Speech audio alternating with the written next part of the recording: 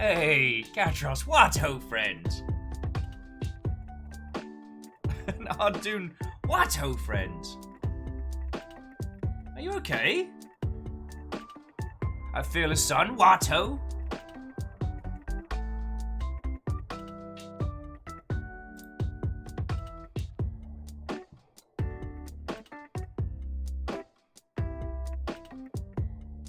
Wait, Ardoon, what? Hang on, that's not... Hang on, let me check on that one, because there was nothing... Hang on. Ardoon, pour yourself a bevy.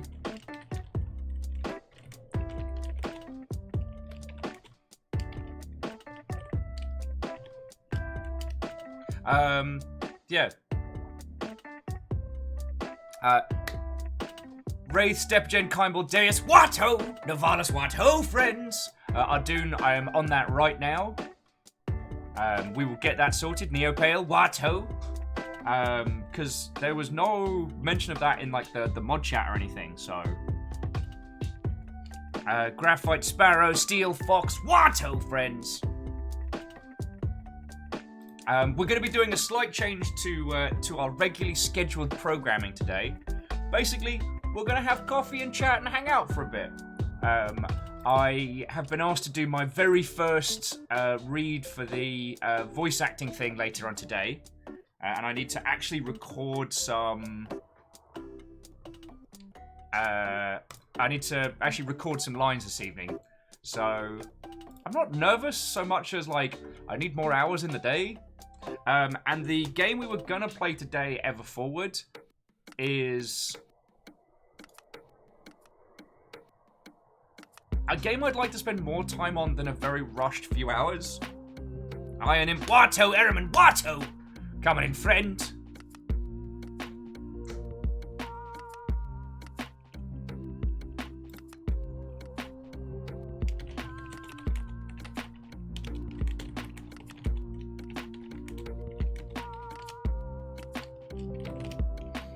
Martin Watto. Oh, good to hear, yo.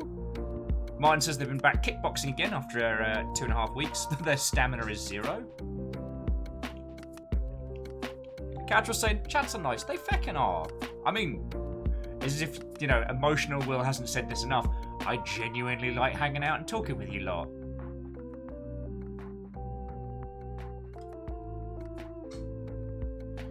So Steele says, fun fact, they have 2 weeks to finish their talk and have it 100% done. Congratulations. How many game recommendations like Frog Fractions would be rather cool?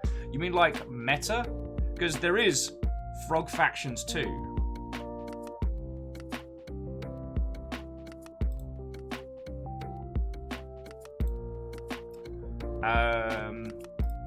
Hang on.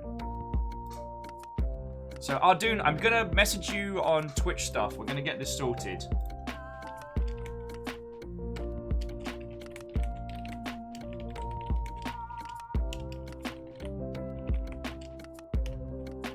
Mr. Squarepeg, Watto, welcome, hello.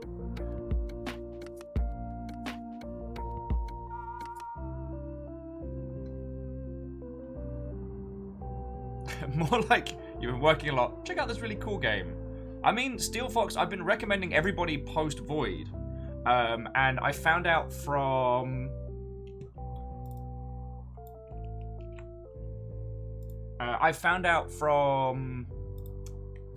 Sadlin. Yes, it was Sadlin.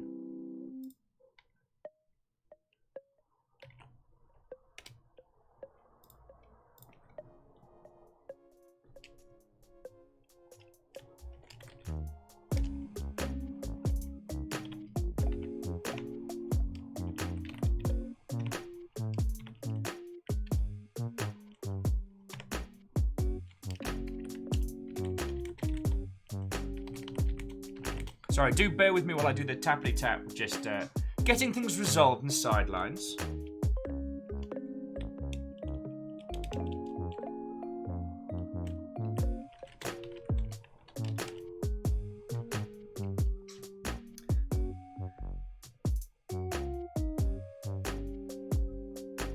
Yeah, so Steel, I've been recommending people Post Void because it's a cracking game. It's a stonkingly good roguelike, and it was made entirely in Game Maker, which isn't usually an engine people point to and go, hey, you can do a 3D in that. Wandering Gamer, Watto. So Catras is saying they finished their assignment, just going to finish a pickup assignment tomorrow or the day after.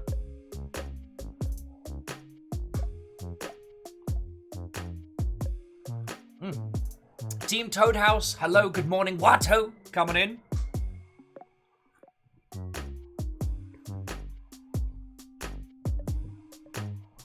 But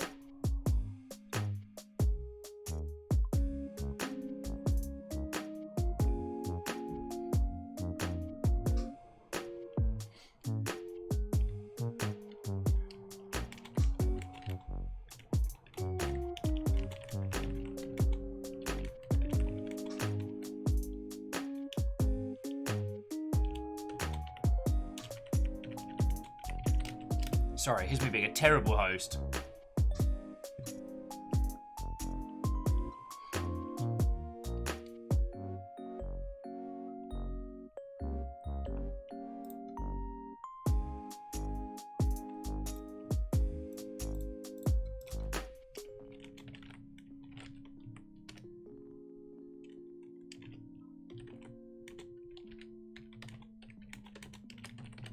Oh god, I'm being an awful host today, aren't I?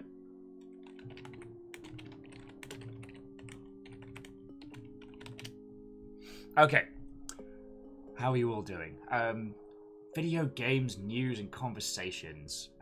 Currently, CD Projekt Red dominating the general games industry banter. Having said last year that they would not be crunching, and having announced that they will now be doing mandatory crunch until launch.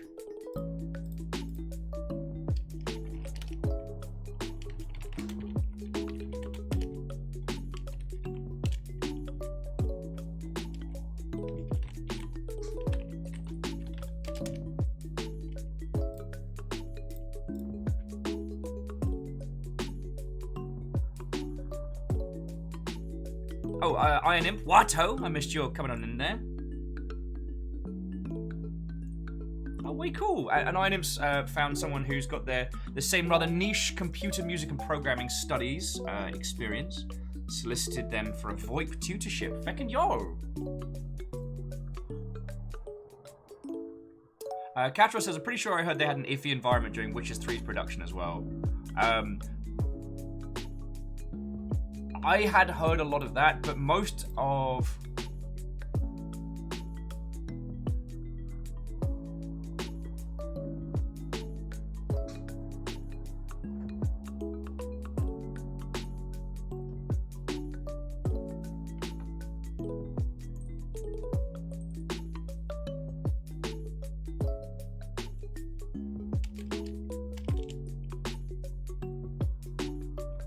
Sorry, friends. Do bear with me while I'm multi-screening here. I'm just making sure that there isn't a.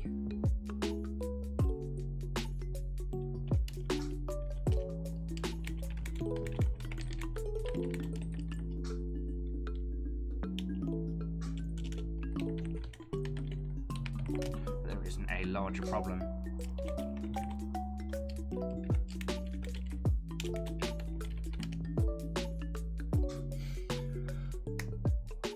Hello, hello.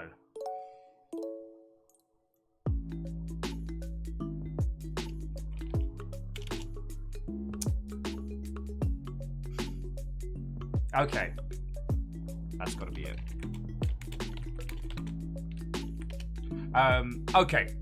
Thing is sorted. To Ardoon, I'd like to formally apologize. We cannot find out why that Discord ban got thrown around. Tal's theory is that it was an accidental pocket ban. We just had to make sure that my account hadn't been compromised or anything along those lines. So we'll get that sorted. Ardoon, I want to sincerely apologize if that caused you any distress this morning. Because Tal had a look into it, and the ban came from myself at 10:24 this morning, and I just had a little freak out with Tal. Tal, what happened? Tal's like boring moderator talk going on. I know. Well, I just wanted to make sure like the longship wasn't under attack. We are okay. Ardoon, you should be all sorted now. Again, I do want to apologize if that caused any panic. All right, so jumping back into chat. Oh, Katros, I apologize I didn't finish your thing earlier. You picked up Pokemon Masters EX, big wink, this evening, and wow, it's been improved a lot. Oh yeah, Kyle was saying that's been done, that's been all sorted. Martin's like, ship-to-ship combat, let's go! No, we're okay, we're okay. I mean, Team Toadhouse, you know the dance as well as any of us. These things happen. So I was chatting on the CD Projekt Red stuff. I had heard that CD Projekt Red work very hard, not as bad as like Rockstar or big studios. I'd heard most of the issues people had with CD Projekt Red was more the culture fit. Like there is a very, very strong studio culture, and if you fit in, then CD Projekt Red is a great place to work. If you don't, it's really hard. But that's all like secondhand tales from people who have worked there, so I can neither confirm nor deny.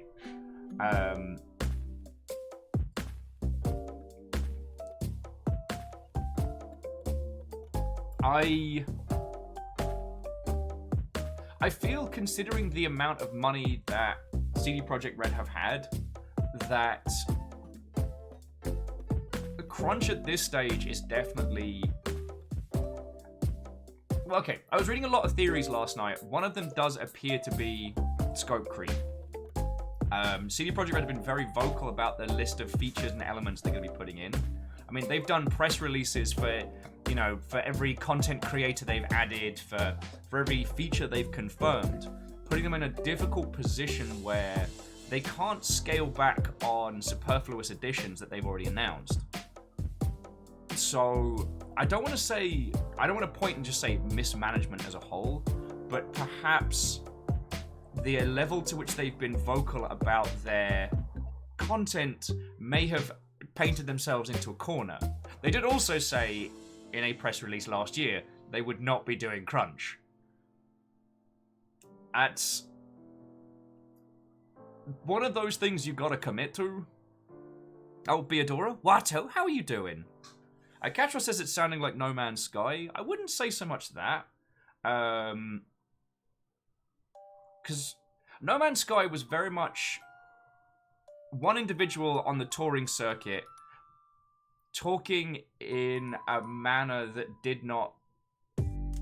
How to phrase it? All the communications that came about No Man's Sky, I believe, was the intention, but Hello Games as a team were probably looking at it to be closer to like a games of service model, like release and then add features over time, which is something we've seen. However, they communicated that in a way in which made it seem as if everything was going to be in the box product.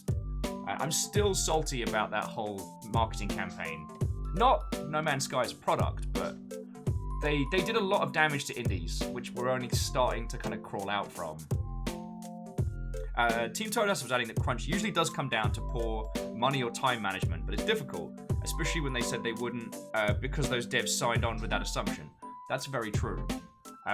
It seemed usually this kind of crunch, like mandatory paid crunch, is throwing money at a problem that time can't solve.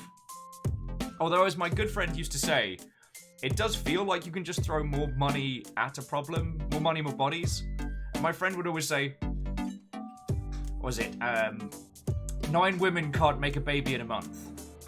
And that's always stuck with me. There are some issues you cannot just simply pour more bodies and money onto. But people are the most expensive asset when it comes to game creation, so they're kind of one and the same. As Firestrike was adding that they've been a dev where the public person promised too much and I like thinking cool things about how the product, but how much work and stress that adds, right? Caffeine, Watto! Steel says, pro tip, don't say anything unless it's actually in the game. Well, this is one of the things where hype campaigns are very successful at shifting copies, but can cause you to be in a dangerous position. Because here's a hypothetical situation. You have a feature. God, why is it all I can think of is horse balls? Feck you, Rockstar, you ruined my brain. My brain was like, what's a pointless feature that cost thousands of dev hours and is completely superfluous? Brain's like, horse balls. Feck you, brain. Alright. But if you promise that if that feature is in-game and you promise it, and then you get around to the point of launching and realize that it's going to require many, many, many more dev hours than you've spec'd for and that you can afford, at that point, the smart production call would be to cut it.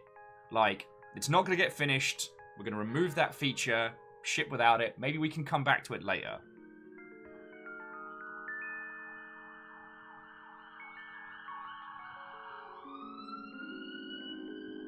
That's why you don't say horse balls on the internet. Sorry. Oh, Lizzie, what ho, friend? Lizzie's saying that the 9 women cannot make a baby in a month. Second time they've heard that quote. It's a real good one.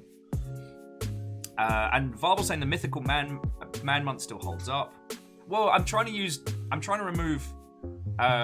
It was very common in the industry to use man hours as a term to mean how much time some stuff takes. Not everybody that makes video games are blokes.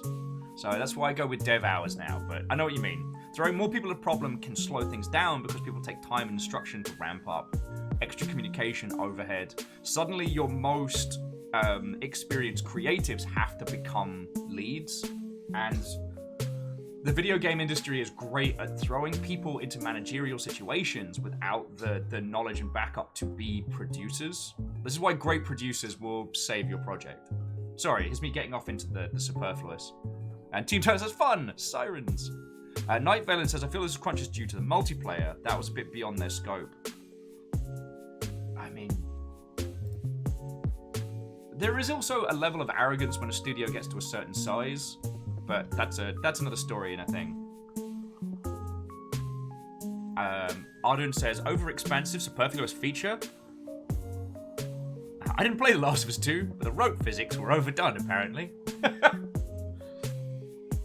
mean, I am looking forward to playing The Last of Us 2, and by the time we actually get around to it, because Fiona and I have been talking about this, and we're going to see how our monies are, like, end of this year, next year, when everyone trades in their PS4s and PS4 Pros to upgrade to the PS5. We'll get PS4 and then go through a few of those classics. It'll be a nice chance to like do a breakdown of them. But yeah, sorry, here's me going completely off on a tangent. Tal was just adding that over-expensive superfluous feature seems like some of the games they're working on. And Vanderbeest, what ho? Thank you for refilling the pint glass. Though, you all were heckin' lovely yesterday, so please do not... Yeah, just thank you again for yesterday, you feckin' legends. Just as a quick aside, today's going to be coffee and chats. The game we were going to play today is called Ever Forward, and is a beautiful looking game, but I want to give it a proper day, and today is only going to be like 2 or 3 hours, because I need to put up the audio foam for making a little mock recording booth this afternoon.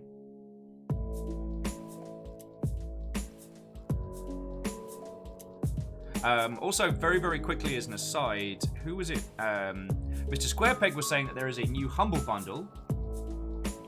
There are some cracking sales on at the moment. So there's Fun Way to Code Bundle. Pet the Dog Bundle is still up. Now, the one that I noticed as soon as I logged in, sorry to subvert it, is one of my favorite author-artist combo. Who's that?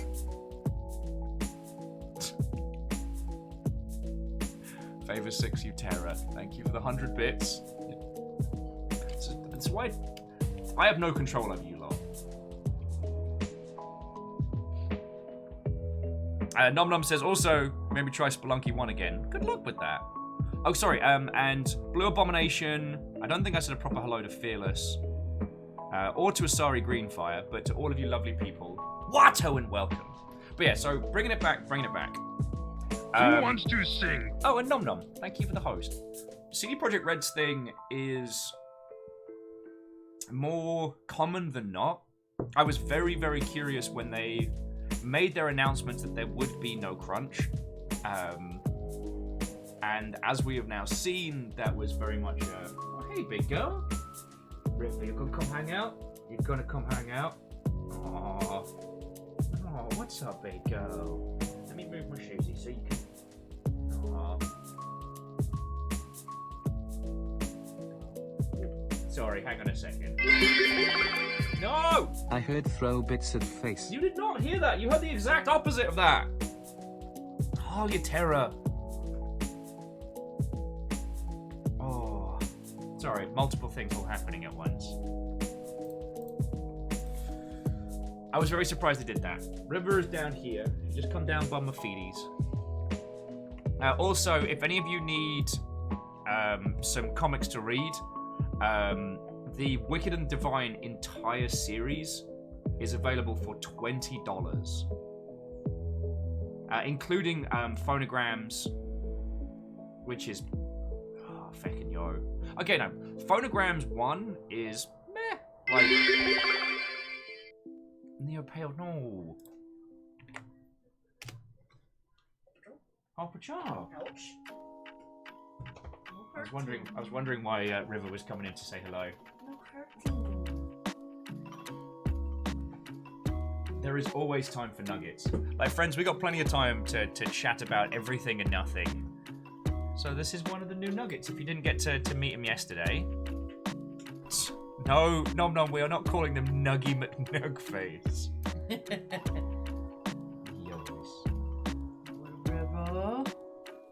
I believe they were named by a 7-year-old before. So Yeah, so this one previously was called Piggy Zoom.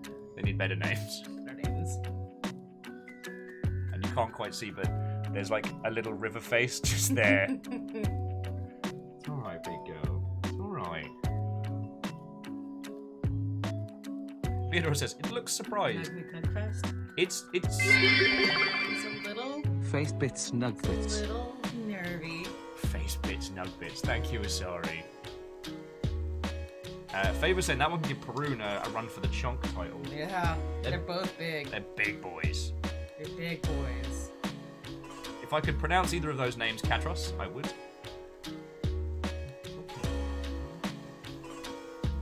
that Irish? Really? Kyle was like, I love their little foodies. Little boys. Oh, and Kimball, I do need to say thank you again for the care package. Yesterday's Spelunky runs were intermittently dispersed with snack breaks, and it was glorious. So they're Irish. It's Irish. Team Turtle says it's Irish. Wandering Gamers recommending Ulfric again, which I liked. I mean, you'll definitely get last say on this one. Only gonna veto it if they're terrible. Where are you going, big girl? No, you're fine. You wanna say hi? Say hi to everybody. I'm gonna hold your little piggy bits, so you don't flash the camera your piggy bits. Say hello. See, it's okay. It's okay. It's okay. It's okay. It's okay. It's okay. See, you're right. Salen's just gonna scream into the void. And the void yells back, what's her friend? Is it demigod? Okay. I can't pronounce that. I can't pronounce it either. I can't spell you. Okay. Oh, Nom Nom's suggesting Tessero and Grazia. Huh. I'm giving River pets. I promise. She just gets very jealous. She gets very jealous of the nuggets. For a brief period, River very much enjoyed being an only child. See, Pig? You're okay. Hick McNugfast. Oh my word. See, this is the thing. Oh! Math for Nug, name of a powerful Welsh king.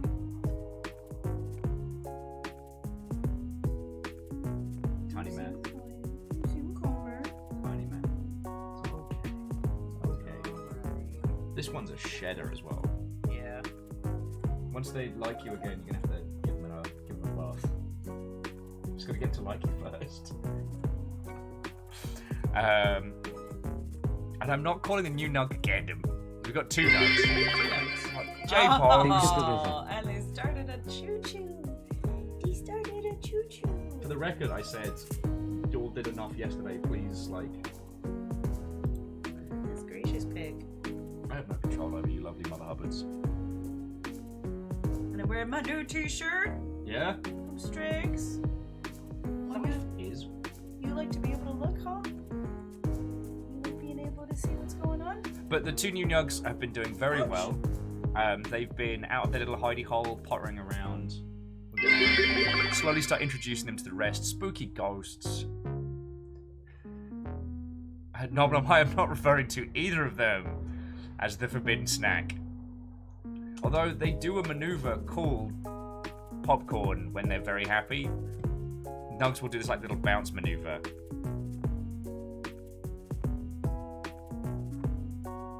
Okay, so one of the characters that was suggested was kind of like the Greek Achilles, like the same kind of vibe. Squishy ankles. Aww. Strakes, what, ho friend? We were chatting a little bit about CD Projekt Red and the whole crunch thing, but honestly, game development waits for nuggets. Like, everybody brings like dogs into work at like different dev studios. People should bring nuggets to work. Let's have a nugget nation. Yeah. You're doing good. You're doing great, little buddy. Yeah. It's not so bad. I mean, after we got Atticus to calm down, and Anya as well. Back and yo! Just wait till you guys have Nugget Nation. That is the grand goal. The grand goal, Nugget Nation. Because we need to move you out of my room. Because right now that's the only space we have for them is in one of the rooms. But Yeah. it's best to have them introduced to the to the herd very slowly. Yeah. So Right. it works out. It works out.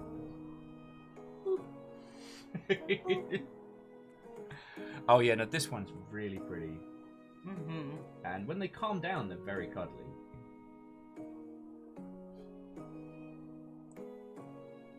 Yeah, Strays, normalize small animal habits in offices like the fishies, right? And unlike fishies, you can cuddle these. I am still referring to your fish tank as the lava lamp you have to feed. Yeah. You can't cuddle fish. Okay, no, you shouldn't cuddle fish. You should not cuddle fish. Please do not cuddle your fish. Kimball's saying that they are loving game dev pets on work calls. Feckin' right. Yeah.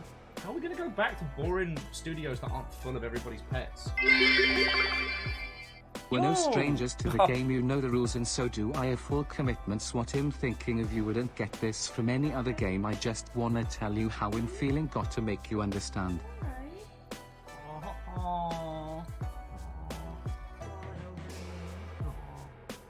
Favor 6 spent 300 bits just to rickroll me there. You are a terror. But sincerely, thank you for the bits. Like, you all went above and beyond yesterday, and I can't say enough thanks for that. Keeping this little herd together. Aww. Kimball, it's not even October yet. God, What are you doing, bud? just going on a little adventure.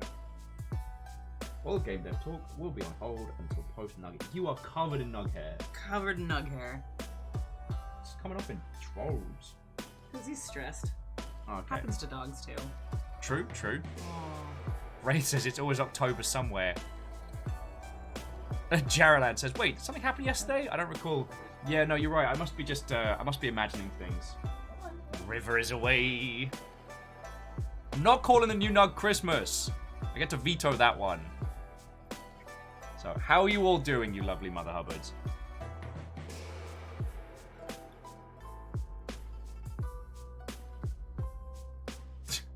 Yeah, Kimball, that's actually how nuggets are made. Like, I'm not supposed to talk about it on the internet. No, Geraldine, I just... Words.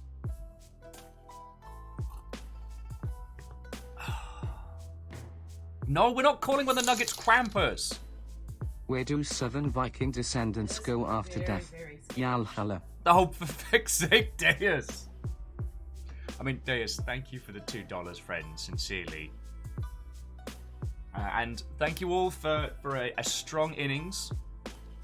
While our train did not leap forward into the world. Oh, you're going to give him a swaddle. Yeah, he gets nervy. It's okay. This is Burrito Nug. Little burrito nug. The new Nug. He's a very nervy. You're okay. Amy was said, if you had Gunner, how about Lance? No. I don't know how I feel about Lance. That feels like a very, bro name. Does. It's the kind of guy that wears, a tank top despite the season. Little tank you can have. Salen says, continue to be amused at your use of the cricket-based singular of innings, despite your professional hate for the sport. I mean, cricket's just an excuse for rich people to get wankered. Like, more so than tennis. They invented a sport that takes as long as it takes. Cricket ends when they just decide it does. They just play for a day. That's it.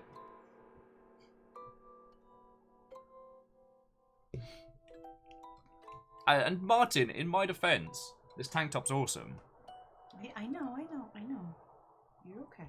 It's okay. Nervy Nuggy. It's okay. Sorry, the burrito nug maneuver is to help calm them down.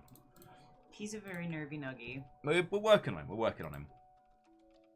He was actually trying to jump through the top of the little Heidi, and you just hear boop, boop, trying to escape my hand. Like, no, I gotta cuddle you. I'm sorry. But yeah, I made the mistake of looking over on Humble, and there's like a crap ton of sales, and I'm like, ooh. Ooh. Well, no. But on the plus side, the one that I'm enamored by, I have almost all of this anyway, so... so, dear friends, if you want a chance to read possibly one of my favorite comics of all time, The Wicked and the Divine is available for $20 in its complete entirety. I can't recommend that enough.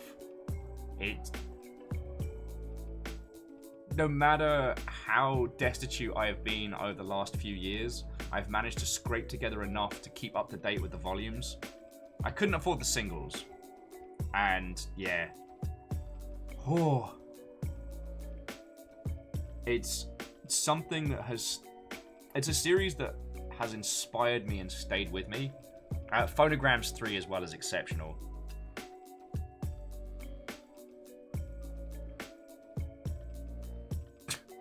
Kimball, where?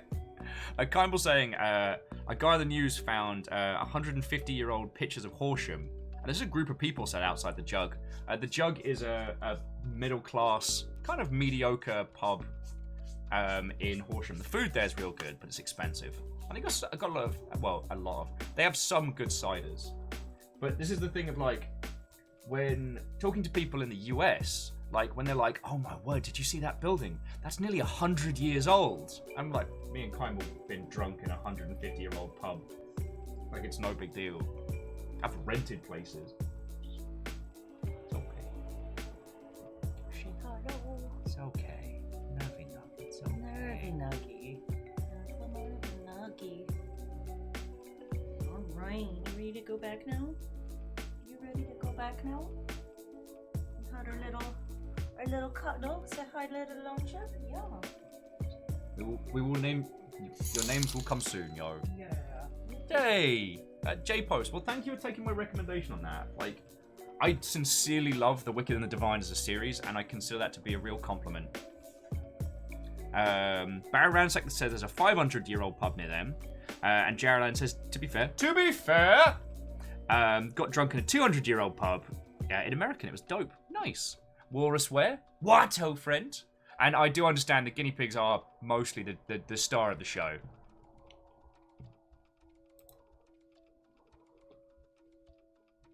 Favor6 says there's a pub in Wolverhampton that's a listed building. Yo, it's the Gifford Arms. I'm trying to stop doing food. God. I've probably been past there.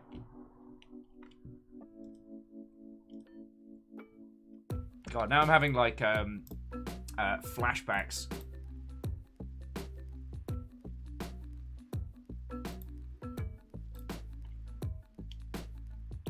Oh yes, and J-Post, it does have Die Volume 1 and 2. It doesn't have any of a couple of the other series of Kieran's that I'm a big fan of, but I guess those are in varying states of hold. Sorry, if you don't know, so Kieran Gillen, the writer of a whole bunch of those, used to be a games journo. I had him on the show in the before times. He's a fucking cool bloke. Was one of like the OG rock paper shotgun people, and went from games journalism to comics. Did a bunch of stuff of like the Young Avengers, things like that. He's done the Darth Vader series, which is really good. But the Wicked and the Divine and Phonograms. I mean, Phonograms, the first volumes, very, very early comics. But it's got a certain heart to it, which is real interesting. And the third one, Immaterial Girl, is just incredible. Joey back in Kimball says they went to a place in Sussex that had... dude was over 6 foot. And Kimball was the only one that could stand up. People used to be small. That's a good point. Good diet helps a lot. So what are we chatting about pre-Nuggets?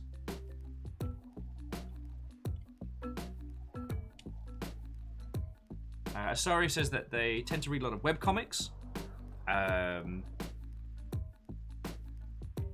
Let's Play. God, that must be a nightmare to search for. And Cursed Princess Club. Interesting. For online stuff, honestly, it's pretty much just Kill 6 Billion Demons is all I'm reading. Occasionally there'll be an update to Berserk. That's about one of the other series that I'm reading, because apparently I don't have enough things crushing my hopes each year. I just need that extra special edition.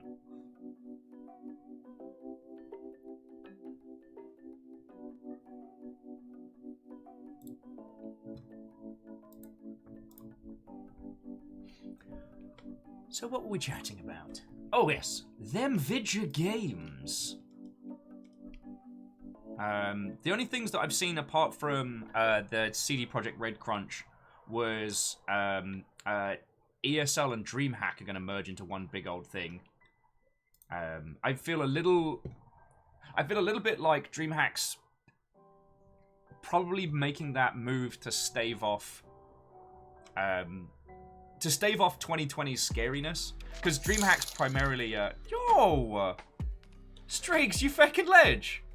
J-Post, Strakes, thank you for... I mean, obviously, thank you for using the partner link, because we get a little bit of cash back from that due to the humble partnership thing, but more than that, like, I take that as a real compliment. It's rare that people taking your, like, book or comic recommendations directly, I think is a real nice way to compliment someone, you know what I mean? So, feckin' y'all. Like, thank you.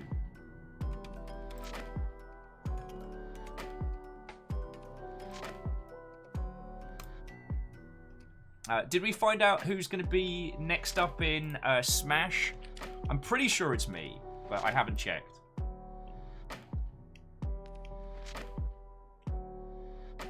I'm pretty sure it was me.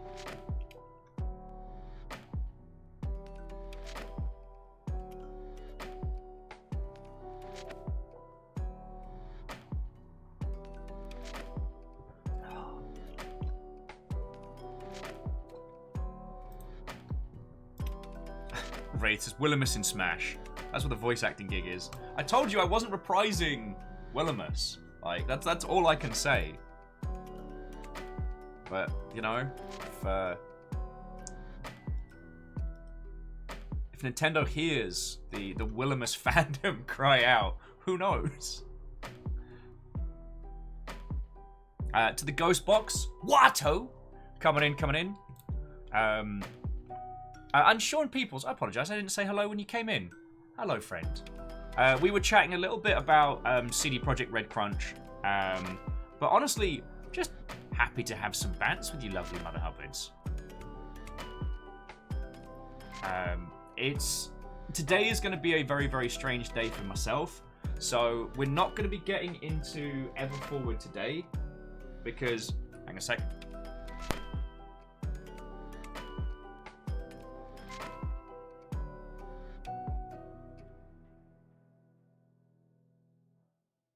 That snuck up on me, I'm very sorry. We're not going to be getting into Everforward today, not because it's bad or anything, but because I need to belt out some voice lines this afternoon, which I'm very excited to get stuck into. And with Everforward, like, the devs of that game have been feckin' lovely, so I really, really, really want an excuse to, like, give it a full day. That way, I can spend a full day on that title, show you all the lovely little intricate things they've done in it, rather than just trying to, like, blitz through it in 2 hours. I feel it's very much one of those titles that needs attention.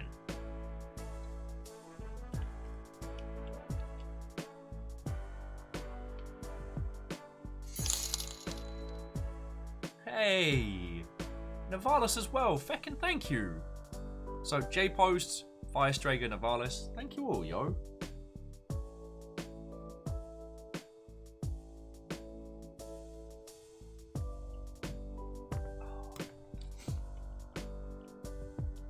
Where's my feckin' brain at?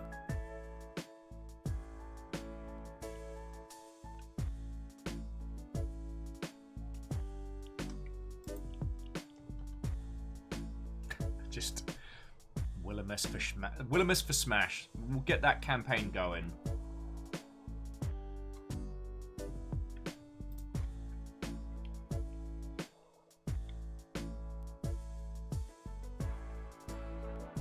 Wow, why am I in potato mode? What is going on? It's been interesting, just as a small aside, I had a look into Genshin Impact, because a few people had mentioned it, and we'd seen some trailers of it. I was very curious about it, because it seems to be a strange blend of, like, Breath of the Wild style open world, and, like, more mobile gaming style free-to-play. Like, by my understanding, it's much like a lot of the gacha style titles, you know, you pick your flavor, Fire Emblem Heroes, Azalane, Fate, Grand Order, whatever. It seems to have that business model, but as a full consumer product. And I'm going to be curious to see how it does, because, like, free-to-play is a great way to get people through the door, but representation of yourself in a space is usually kind of like the pain point for more Western audience. Like, the gacha style mechanics don't tend to go down too well. However, if we're at a point now where, just due to the sheer amount of content that people need, or the fact that North America is quietly becoming one of the smaller territories, maybe this title's going to end up doing real good.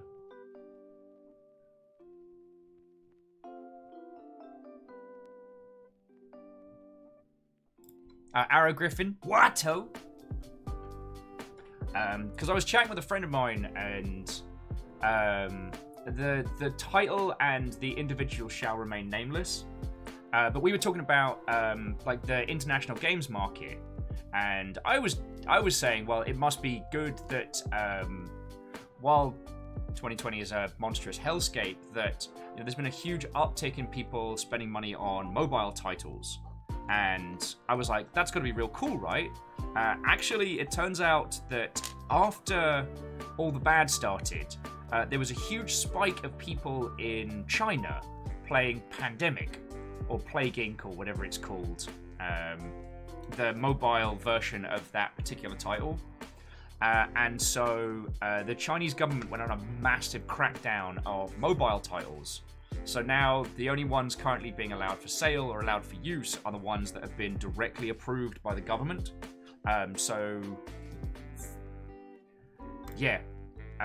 That has resulted in some mobile studios losing like 30% and upwards of their revenue. So, kind of scary, that. So the Ghost Box says, after playing an okay amount of Genshin Impact, the gacha mechanics aren't predatory or bad, honestly. Well, I mean, Ghost Box, I'm only looking at them from the base point. As I understand it, that's the kind of the, you know, you have tiered characters with random drop amounts based in, like, gacha boxes. I don't know if you have to pay for currency to acquire them, or if it's an in-game grind or what have you. Kindle says the spike of people playing will be offset by recession in the UK. That's a good point. So it's a case of like, well, there was, I can only speak about this in mobile because no one's really talking about their digital sales figures properly, but supposedly the cost of user acquisition has gone way, way down. So there are more people than ever playing mobile titles. However, the amount of people spending money is still roughly about the same. But we'll see how it kind of like folds out throughout the rest of the year. Strake says, I also believe the company of that game made a public statement about not using the game to try and understand the pandemic. They did. However, okay, I guess we're going for Zelda and chill. However, not to be... Like, the Chinese government decide who and who does not get to sell and show things to the public in their country. That's just scary totalitarian setup. So it's not necessarily a case of whether or not the game does. If it's felt that it is doing a bad...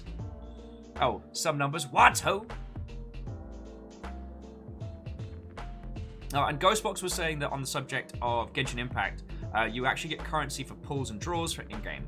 Thankfully, it's a solid grind to get it. I mean, that's not inherently bad.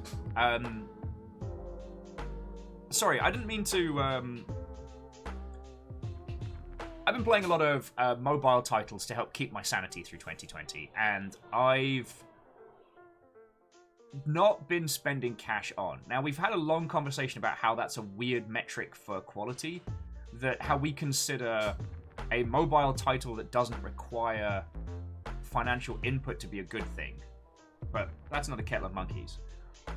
One thing I've noticed with a lot of them is that the over-focus on spend to equal convenience essentially removes a lot of the gameplay through the medium of spending money.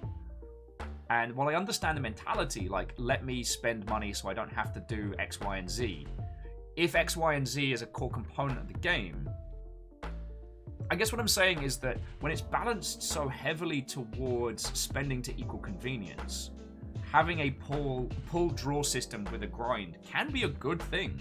Like, feeling like you worked for something can be feckin' rad. Anyone who's done, like, the full grind to unlock, especially some of the earlier frames in Warframe, will understand. Like, waiting 24 hours for those last few pieces to come together.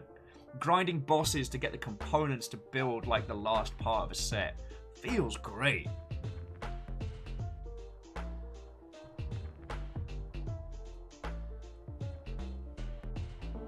Oh yeah, and Strakes, yeah, no, it's an interesting tangent.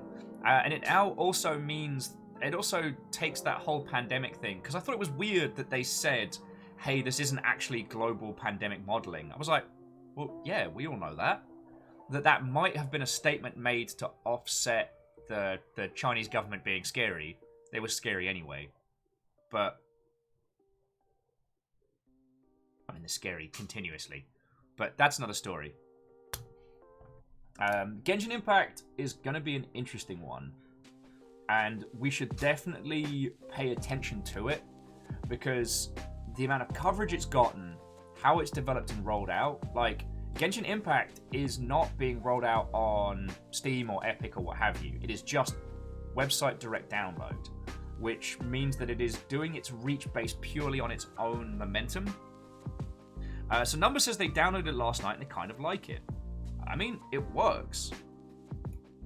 The thing about that style of free-to-play is that it does cost money to run any game that has that kind of service model. Even if it's not multiplayer, you have to have payment services in place, you have to have some servers and infrastructure to handle account management, etc. So it's not free to just put it out there. But the idea being is that there's no barrier to entry. Every person who comes in is a potential consumer. So encouraging people to come into your world and spend more time in their world increases the chances that they might spend some cash. And if there's a massive surge in popularity, that means there's a massive surge in income. Now, also, there's downsides, like if enough people aren't paying, the game just dies on its ass and is gone forever. Unlike with like standard box product. And you've got to keep that content pipeline going, because as users drop off, they spend less. And not to make this all sound like a very mercenary thing, but any game that has a zero cost barrier to entry is a smart play in 2020.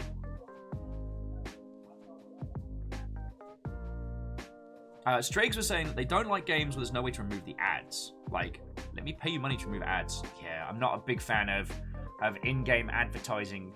The artificial inconvenience for... But I also understand that ad revenue can bring in some good stuff, so yeah. Well, and see, Wandering Gaming was asking, where can you find Genshin Impact? Just got to get it off their site.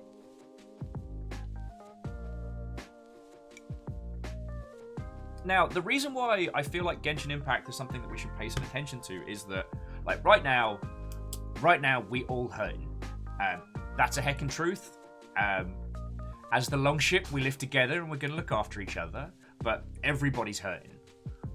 Being able to put out a title that has a zero fiscal barrier to entry means that it will reach more people at the kind of time that we're dealing with. And I'm not saying that we should all be making gacha-style action games, but if you had a title that would perhaps be hitting only a niche audience, maybe there is a way that you can launch it for no monies. Now, it feels unfair to bring it up because it hit such a mimetic peak, and, you know, it was one of those, like, breakaway successes out of a slew of games that did similar. But if we look at Doki Doki Literature Club, that is a free download with then an optional kind of like give money as a thank you, and that might be a viable method of putting out a title, especially if it's something like a visual novel or something that has a less than clear pitch. Now, this is where Genshin Impact, very, very forgettable name, but if someone just goes, it's Breath of the Wild with anime characters, you're like, oh yeah, okay, I get that. Like, that's a very, very easy sales pitch. If you had a more complicated pitch, perhaps there's a means of doing a free entry and then allowing users to give you money after. Oh, damn it, Numbers, that's way better! Heck! Numbers is like, it's Breath of the Waifu.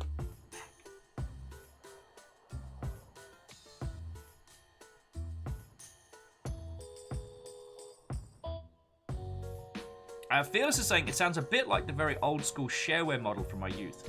Yes, though I did find that the shareware model wasn't the best for conversion. Because I don't know about you, I played the shareware version of a lot of games and then did not move into that. Very few of those shareware games turned me into a paying customer. Now, it could have been due to the cultural norms of the time. Don't copy that floppy.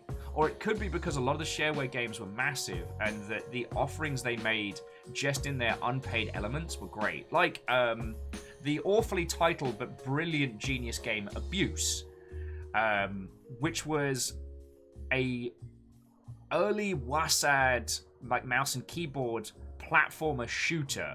There was like this high-speed aliens-inspired game. Again, terrible name. I played the shareware version of that for years.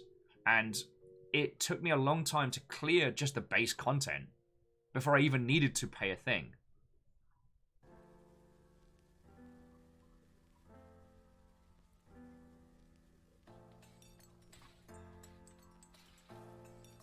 Jarlan says that they played a lot. I played a shareware version of a lot of games. I never bought them either, but back then I was a kid with no money. True. And now I want most of those games and they're lost to time. Yep. We got lucky with... They really need to come up with better. Abuse got released as a freeware title anyway. But like a bunch of id Software's weird stuff, like the Mario Kart for PC knockoff, that disappeared into the annals of time. Wait, no, it got a Steam re-release that was trash. That was it. Oh yeah, and Katros, I'm not supporting the gacha method.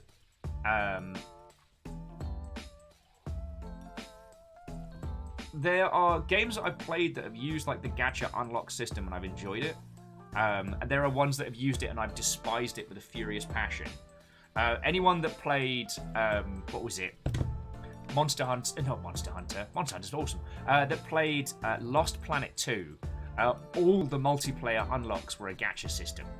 And it was infuriating. Weapons, titles, skins, all just gacha. But I've been playing, as you know, I've been playing a lot of Azur Lane. And the unlock systems in that, it's a gacha system. However, the amount of the resources you earn in-game, it is easier to play it and get those resources than pay for it, if that makes sense. Jumping back in, so Strake says, I still remember the underground point-and-click era where everyone said they were dead. God, that was a different time. Oh, and Kandarian, Spelunky 2 is an exceptional... it is Spelunky 1, but more and better good.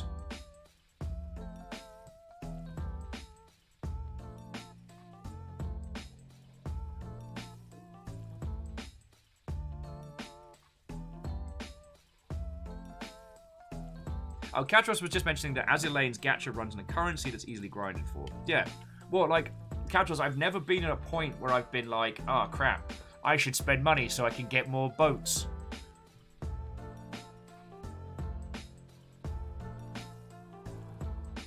Almus with Diablo likes a gacha, prove me wrong. Get out of here.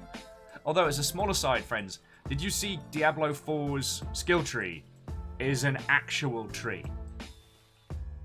Like, I don't know how much fun that's going to be, but visually it looks gorgeous. And numbers, I've really enjoyed Azur Lane, but I think that's just because the gameplay component of it was a lot of fun. It's got like a chunky, almost Metal Slug kind of feel. Like, despite it being nonsensical Animu battleships, it's got a weight to it. Like, when your big like back row of battleships fire off a volley, you can feel that. Again, I would prefer it if they diversify the character concepts. Like, if you aren't into like femme presenting folk,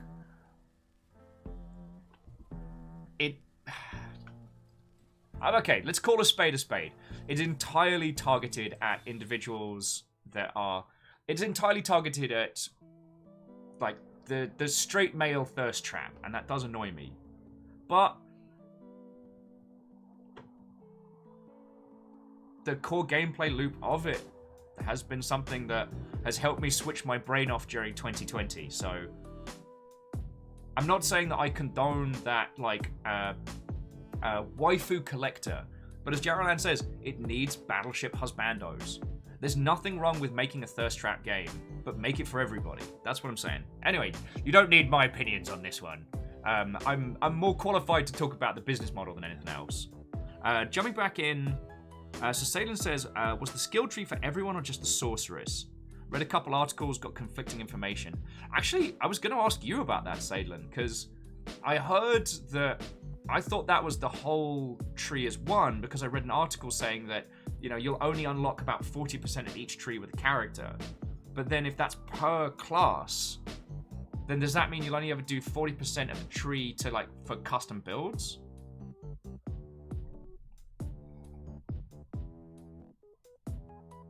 Oh, and Martin, that's exactly the That's exactly the way to go about it, yo.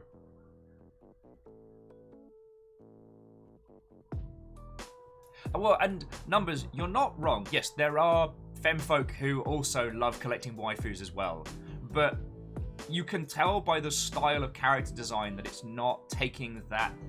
It's not taking anything other than a pre-existing demographic into account.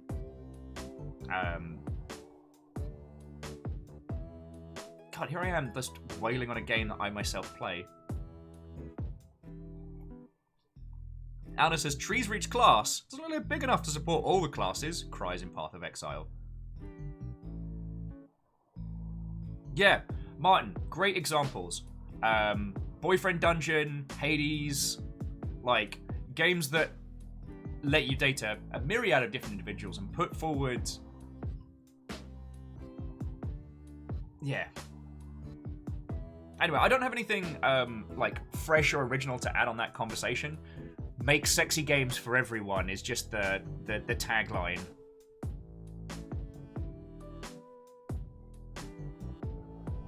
Sorry, what were we chatting about before we got onto the thirst traps? Oh, yes. So, Genshin Impact is one I feel that we should be paying attention to. I'm not going to say left or right if it's a good game. I've got Spelunky 2, so my downtime is consumed by tiny bombs and... Hey, speaking of tiny bombs, Stooge! I meant the torpedoes, not Stooge. Stooge is actually much taller than me. How are you doing?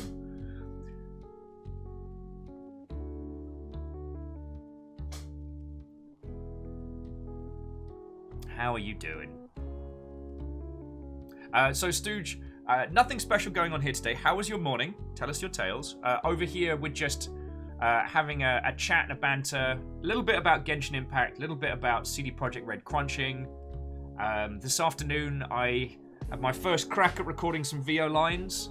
So I got to do a whole bunch of stuff and things. So we're not doing a full-on game today. So we're just hanging out and chatting, yo.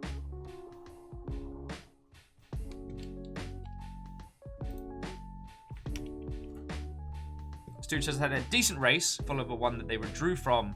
They couldn't manage a clean lap in practice. Aww. Well, I mean, a solid race is still a victory.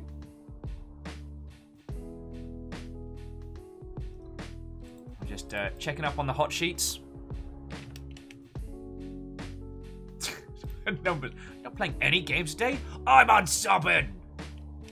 I mean, let's be honest. The games are quite often an excuse for me to have a reason to hang out and chat with you lot. So I'm just skipping the middle person. Ami Musashi says that they're excited for the Animal Crossing Halloween. Yes, because it's... Wait, is it the fall event, then the Halloween event? Or is it the other way around? Because then there's 2 events coming for Animal Crossing.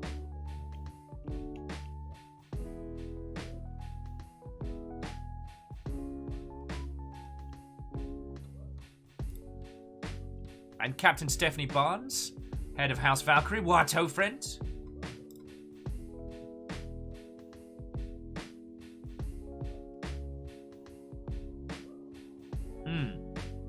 Well, Katros, that's actually been something that is worth saying. That so Katros has kind of been my my Sherpa of sorts when it's come to the gaming in the Mobley space. And you're right that there's no amount of fan service that can paper over a boring or dull experience.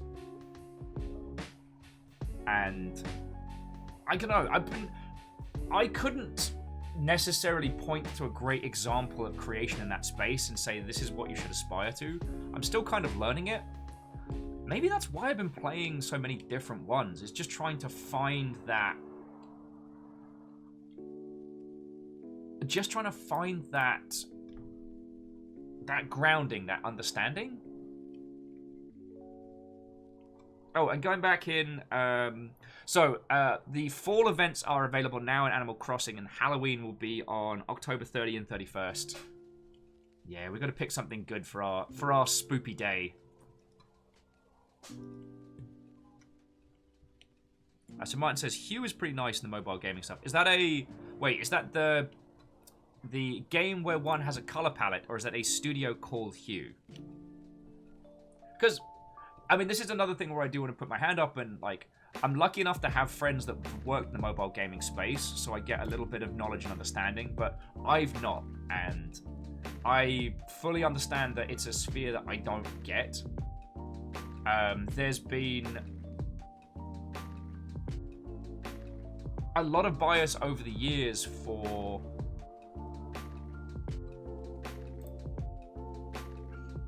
how to phrase it. I definitely fell in with the early crowd of hating on mobile games just because of a lot of the early predatory models, and it's a sphere of gaming that I have come to ignore, and that's led to a massive blind spot in my understanding.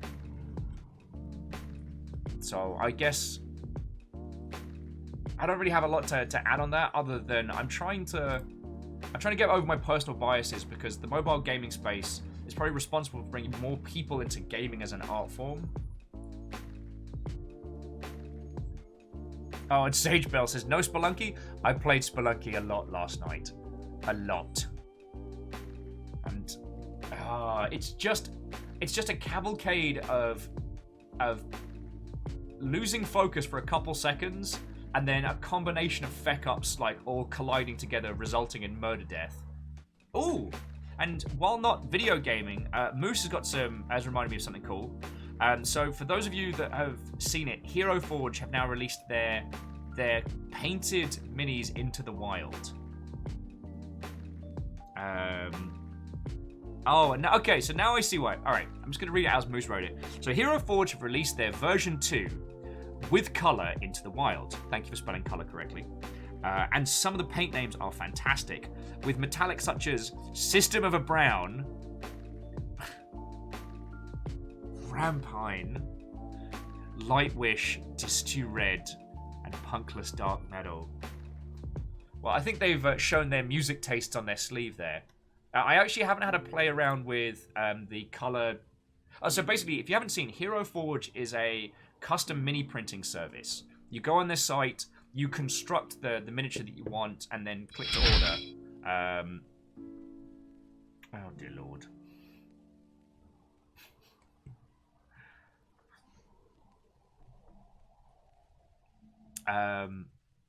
They did a Kickstarter last year for, what was it? For the painted, as a pre-colored minis, like a new method of them 3D printing miniatures and then painting them. And they have now rolled that out to the public, and I am very much about that.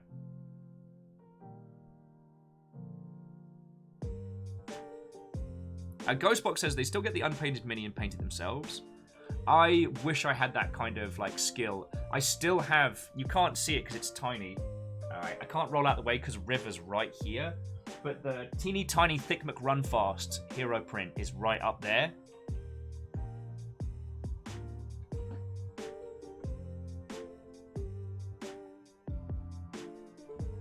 I, however, lack the artistic ability to properly paint my minis. The only reason I'm considering doing airbrushing for the Gundams is you just have to do it in matte colors.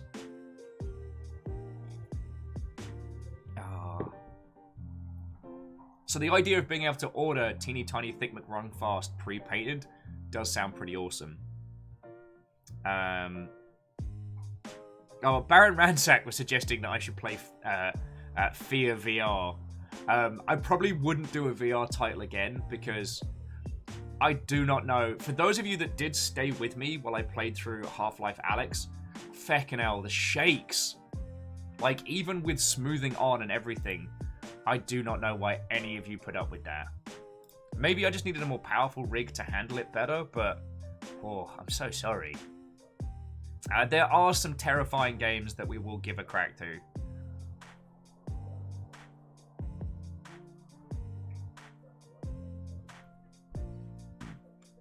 So what were we talking about before we got distracted on teeny tiny minis? God. Hi, my name's Will, and I'm chronically easily distracted. How are you? Oh, yes. So there was one interesting title I've been looking at. The developers of it have sent a copy, and I'm not sure how, if, when, should do. But I got sent a key for a game called Wild Honesty. And it's called Wild Honesty, a party game for deeper conversations. And I've been looking at this like, what a curious creation. Let me get you the... So the idea is it's very much played similar... Hang on, I'll just drop you the Steam link in here. It's played very similar to Jackbox party games and elements like that, where the idea is you share it on via a Discord call or via a Twitch stream or what have you. People play remotely. However, and this is what's so fascinating about it, the goal isn't like memes, and the goal isn't...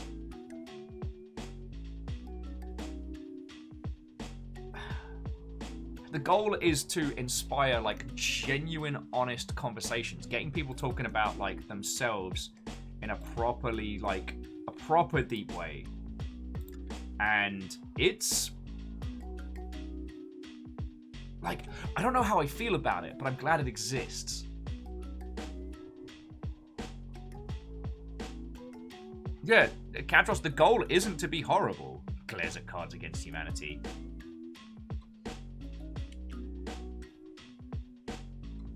Oh, Ghostbox also adding on the previous conversation that Hero Forge 2 has a lot of new species to pick from. Nice. See, Nom Nom, yeah, that is a steep price point. It's a $20 price point. However, it's very much the board game thing of it just needs one person to have it, and then people can play it. So I think they're emulating the Jackbox business model.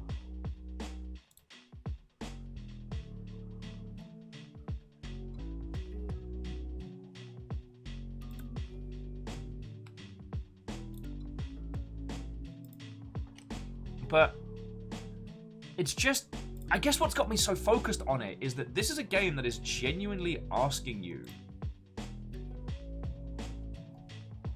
to be incredibly vulnerable with friends. Like, the goal of it is to go into those deep, chunky conversations. You know, like your 3 a.m. round a campfire kind of flavor.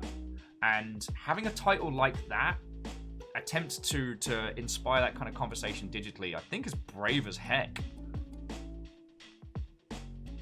Oh yeah, and so Nom Nom, by my understanding, it's not geared around. Although if you have a look at the Steam page, where was it? No, yeah, if you have a look at the Steam page, there's one screenshot that shows, oh yeah, session settings. All players should decide together, and it's called vulnerability. So it sets the level of friendship you have with the people playing. Or, well, the level of intimacy. All right, now that sounds like everybody's... Can I get a do-over on that? Anyway, the point is you can choose... Hang on, I'll just show you, rather than digging this hole up anymore. Oh, feck. So you can set whether you are strangers, acquaintances, friends, close friends, or intimate friends. So Nom Nom says it's flipping cool. Have I not heard of it before? Well, it launched today. The developers reached out a while back, but they reached out during like the whole IGDA stuff and things like that. And I haven't had a chance to try it. And I don't know if I want to try this on stream because... But then again, like, especially since like the, you know, after my big crash and kind of, I don't know. You all know my story. My life pretty much exploded, and then I started this. So, like, the Longship has essentially been Will's redemption arc. I don't have a lot of... How to phrase it?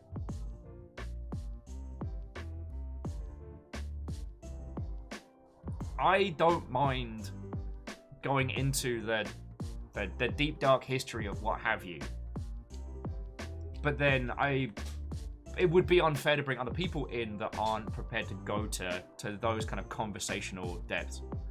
Post Will 2.0, yeah, and it's nice. Like, I'm getting better at not beating the absolute hot heck out of myself, though it does happen intermittently.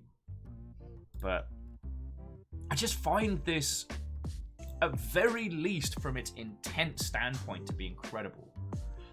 one of the things that I used to praise was a very, very small part of Catherine. Now, the problem with Catherine, there are numerous.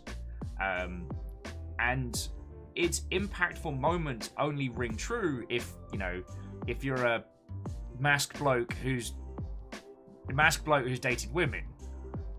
As a lot of the questions are about, like, fidelity from a male standpoint. However, one of the things that was interesting about Catherine was how it asks at least a small group of people some brutally honest questions. And then it shows you how many other people answered.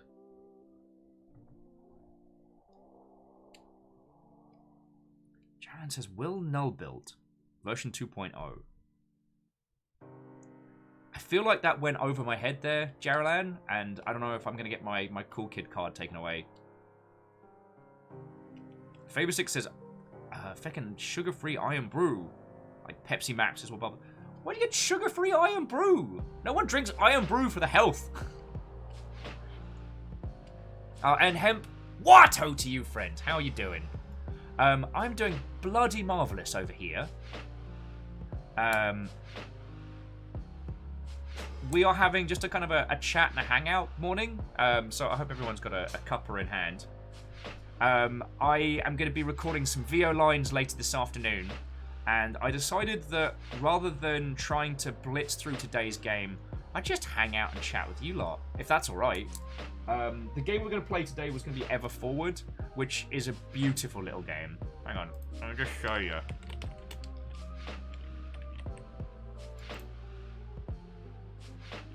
Like,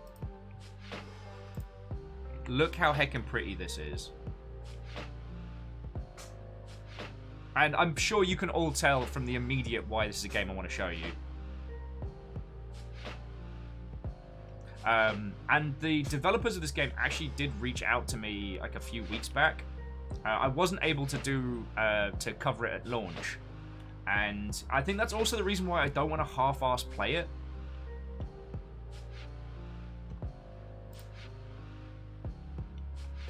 So, Numbers like, how dare you chat with us? I'm gonna do it. I'm gonna heckin' do it.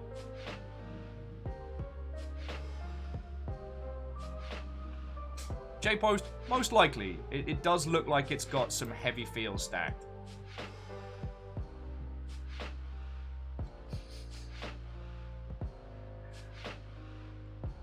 Well, Numbers on that, I cannot promise you. I take all of you lot into consideration a heckin' lot, so I don't assume.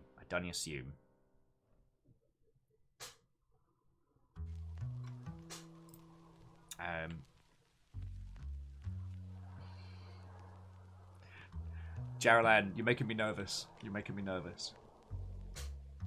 I mean, I don't want to sound like I was ungrateful for yesterday, holy crud, but I also don't want you to think that I'm fishing. And just gonna sip this.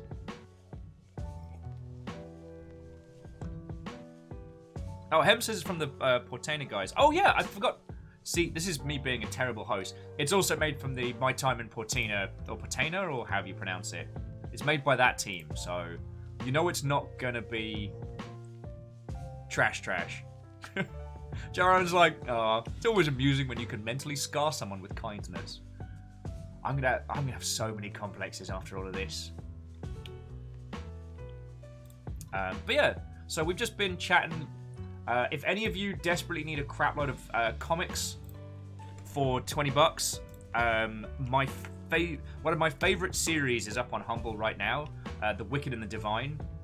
And I don't know if I've pitched this to you all.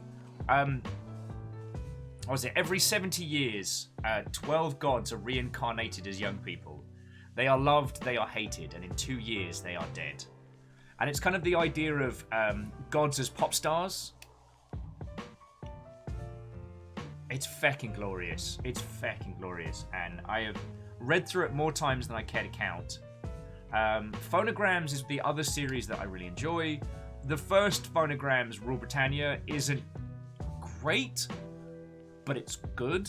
It's got the start of and Immaterial Girls, incredible. Actually, the Singles Club, if it's in there, is very, very good. But I don't think it is. Oh, no, the Singles Club's in there. Singles Club's feckin' grand.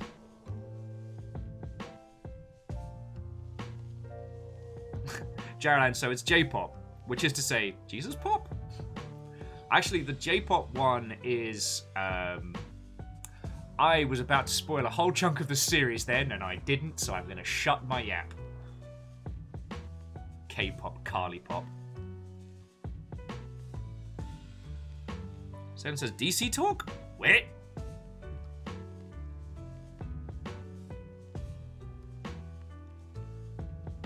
Oh, it's a spark plant. What, ho friend? How are you doing? We're having a hangout and a chat.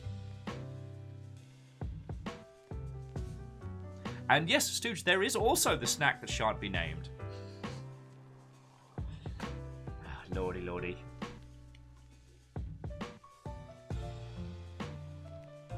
Oh.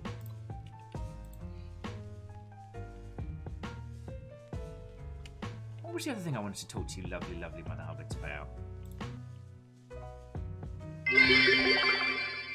Popcorn. Numbers, why you like this? Wait, why? Have I not been good to you? But no, Numbers, thank you for the 300 bits. Even if you are using them to terrorize me.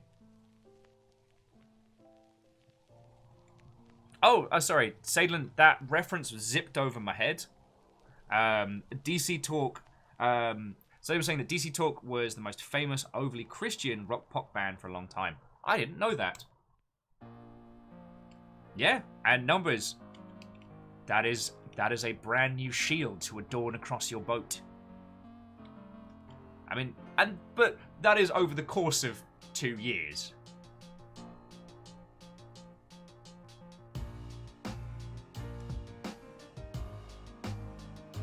Still feckin' cool.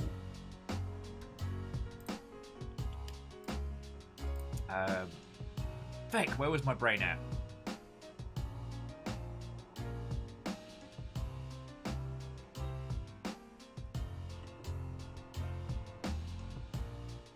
Well, Numbers, you're right. That is 5 red bits in total, and I want to say again, thank you to it. Like, you'll keep our dumb selves going, and the amount of like heavy hitting shields that I see in our little wall of Vikings, like, you lot do us a whole bunch of good. So thank you.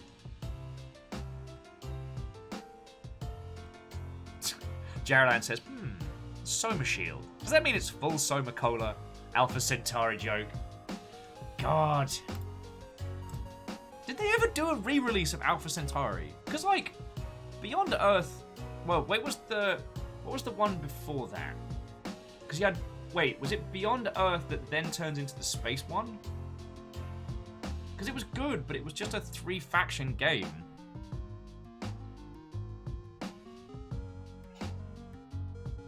Yeah, Jarolan, you'll do me good and a damage all at once. I just still can't. I try not to just think about it too hard. The amount that you lovely Mother Hobbits have put into me and the Longship gets into some other strange stuff. Feels as though, wait, back it up. Just sat down. Was this Beyond Earth? I think, hang on. Beyond Earth. Oh yeah, Beyond Earth. Beyond Earth was alright. I played through it a couple of times. Beyond Earth was meant to be kind of like the spiritual successor to Alpha Centauri. Sadly, it ain't. It's a good Civilization-like game, very, very streamlined. The reason I wasn't a big fan of it was because it boils down into 3 different factions essentially. So it kind of felt more closer to, like, I don't know, like OG. It felt closer to OG Warcraft than it did Civ. Why are you like this? Alpha Centauri was just as deep as a trench. and so much fun to play.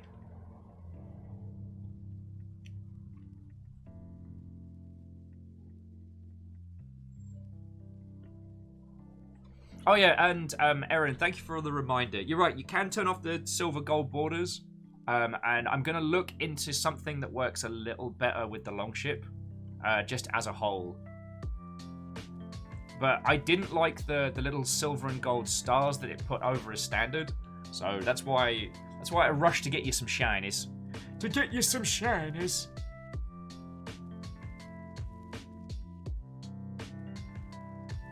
Also, the idea with Civilization Beyond Earth was it was going to be a two-parter. So, like, you played a campaign of Beyond Earth. A campaign? Wow, I'm just making words up today. A campaign of Beyond Earth. And you'd then transfer that save onto the next game, which was going to be flying spaceships around in space. That ended up being a very, very simplistic mobile title. It was not good. It was not good. Like, I'm all about, like, credit where credit's due, but I did not have a good time with that title.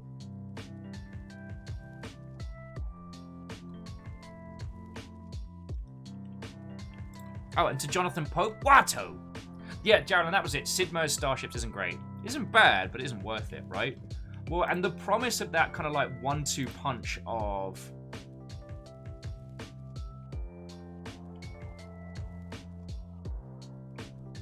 that 1-2 punch of make your civilization, launch it off into the stars, and then go explore was really, really interesting.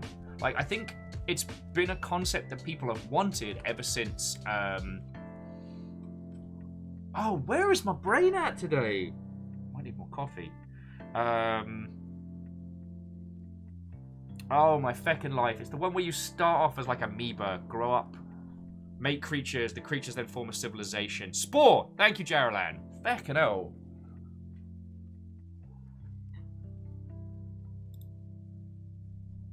And John the Pope was saying, wasn't Beyond Earth the let's give new people the opportunity to make a game?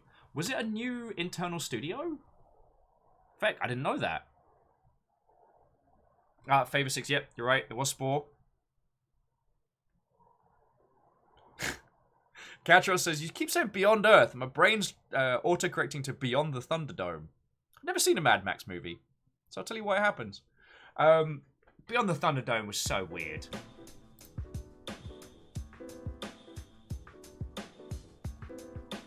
And we're just on the chill jams today. Oh, Geraldine says, if Beyond Earth was a new studio, then they're impressed. Since for a new studio, they'd be hitting it out the park. Yeah. A lot of teams have tried to step to the Civilization crown, and very few of them succeed. There's often this misunderstood simplicity because it's a turn-based, hex-based game. And yeah, Catros, you're right. It is a chill jams kind of day. Taylor's like, you be careful now. I've run this conversation before.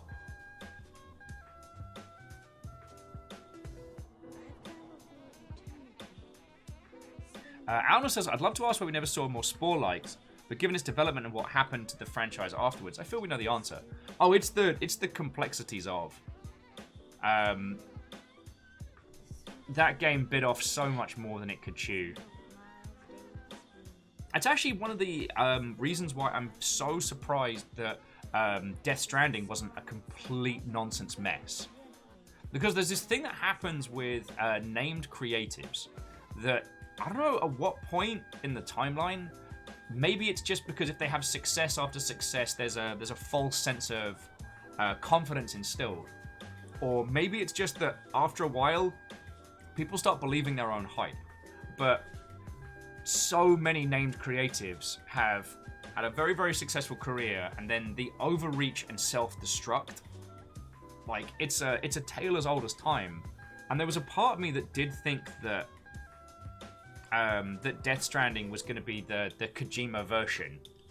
That's also why I keep contributing the success to Kojima Productions, not just to one person, because that game is a success.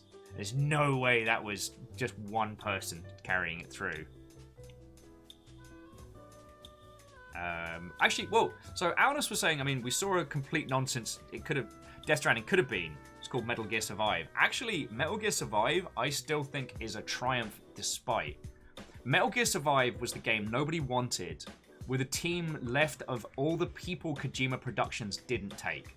So if you were working on Metal Gear Survive, that meant that you either couldn't leave Konami, or Kojima Productions didn't headhunt you. So you have not even the B team, we've got like the F team here, being forced to make a zombie survival game out of the parts left over from Metal Gear Solid 5. Like, make no mistake, the amount of reused assets from Metal Gear Solid 5 in Survive. And you know what? Survive wasn't awful. The narrative's hot trash, but once you get past it and you just get to explore the world, there's elements of that game that really do shine. Now, unfortunately, again, it was balanced with 4 people in mind, but I'm not saying that you should buy Metal Gear Survive, and I'm not saying it's a good game, but I am saying that it's a triumph in spite of its situation. And I guess I feel for that dev team, you know? Can you imagine having worked on Metal Gear Solid 5 for 7 years, and then there's the whole spat with Konami and Kojima. He leaves, forms Kojima Productions, and no one asks you to come along. Like, you've just bled 7 years of your life into a franchise, and no one considered you good enough to bring with them in the big exodus. Like, feck. And then still being told to make another game? I don't know. I think maybe I over-empathize there, but...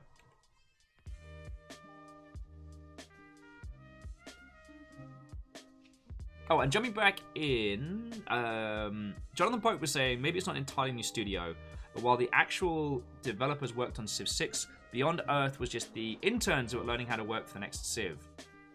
Well, I'd want verification. I wouldn't want to state that as fact.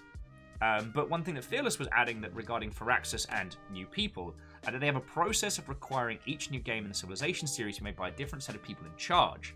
Try and mix it up and keep things fresh. That would explain the difference in direction between each Civ initially at launch, which I'm not against.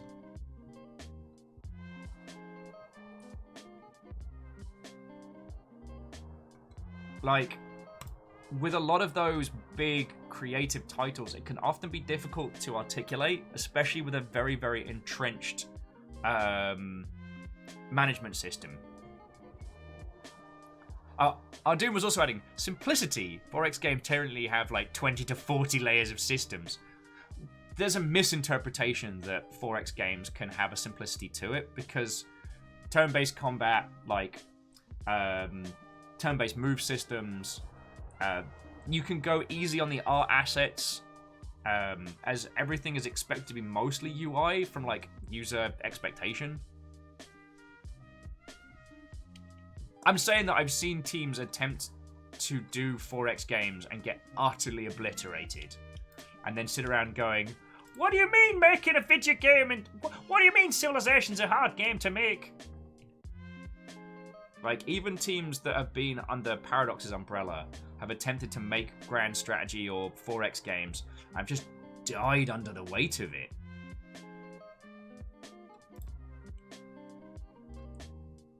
And I'm not saying I'm happy about that. I'm not celebrating those projects going under. Not at all. It's more,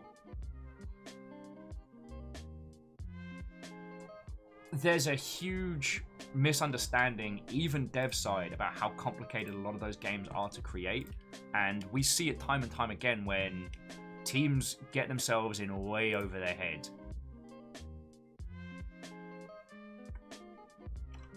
I mean, hell, even teams that make those kinds of games professionally get in over their head. But that's another story. That's another story.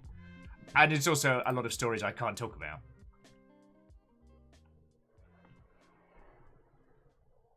Hemp was just adding, it's not that many layers on top of the 100 layers that are already consolidated in that game genre. That's a good point. There's an expectation in those grand strategy games that does often get overlooked. And a lot of it can only really be balanced through iteration, but that's not a story. Fire Lizard, what ho? Oh, Fire Lizard's programming stuff again. Well, we're just having a natter.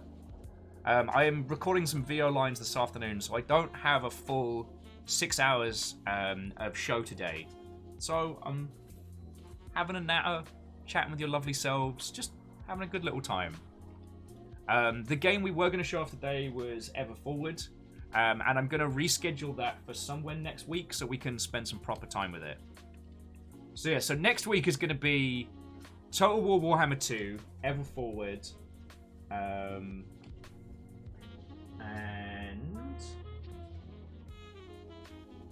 oh heck. So friends, next week is the Magnus Bowl. Just as a quick aside, if any of you would like to make giant robots as the, I guess like the swan song to Memnal Season 1, if you want to do some Stars Without Numbers feckery, me and Baron are going to be having a day on it. You are cordially invited.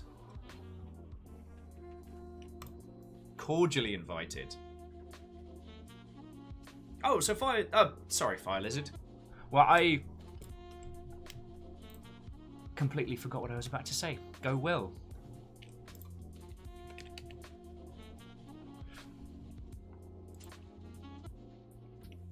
Graphite says they always try to go tall in grand strategy games and almost always ends up in my crushing defeat. Yeah, but when you win, it's glorious. It was actually one of the things that I really enjoyed about Fall of the Samurai, which, in fairness, was a game that I worked on, so take my opinion with a pinch of salt. But I loved that the victory conditions were partially based on history. Fall of the Samurai was based on the Meijing Restoration of Japan's new ideas versus old traditions. Actually, that particular event in Japanese history had one of the smallest conflicts. I think only about 100 and some odd people died from in conflict, but it was very much a political. It was very much a political conflict. I'm sure there are people who can explain that the Boshin Rebellion or much better terms than I can.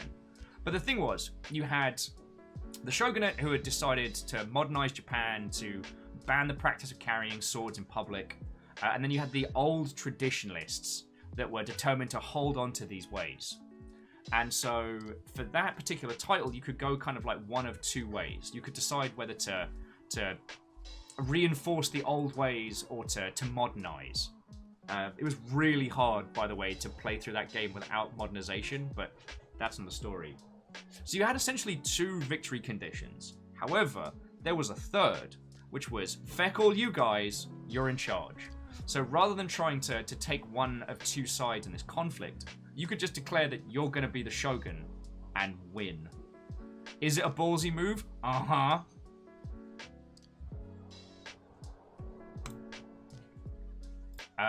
Was it incredibly hard to pull off? Uh-huh. Was it satisfying when you did it? Feckin' yes.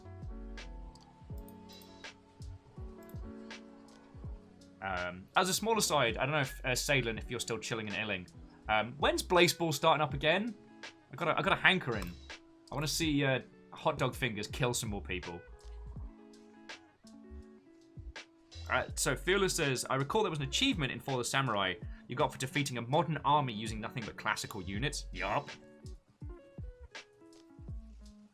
I mean, that's one of the things I always liked about working on Total War was that it would often teach you history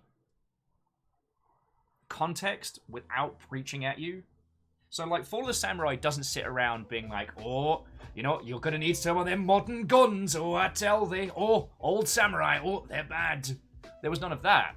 But it was like, if you wanted to try and overthrow the shogunate, only using, like, matchlock weapons and swords, going up against, like Gatling guns, like, ironclad bombardment from the sea, like, it was very, very hard. And that was a larger portion of the challenges that were put forward at the time. Jonathan Pope. Oh yeah, so Jonathan Pope, that's the series I worked the longest on. That's what most people, I guess, used to know me. I started on the tail end of Empire at Sega Europe. And then I worked on Napoleon at Sega, I was on Shogun 2 when I got moved to CA to work on Shogun 2, and then Shogun 2, Fall of Samurai, Rome 2, Attila. Attila was my last proper title I worked on. I was in the same space as Warhammer was being worked on, but I couldn't say I personally did any contributing factors to it. Yeah, no, it was heckin' awesome. And I don't know, maybe it's been a long old time, and I'm just at the point of remembering the good bits now, but it was real cool.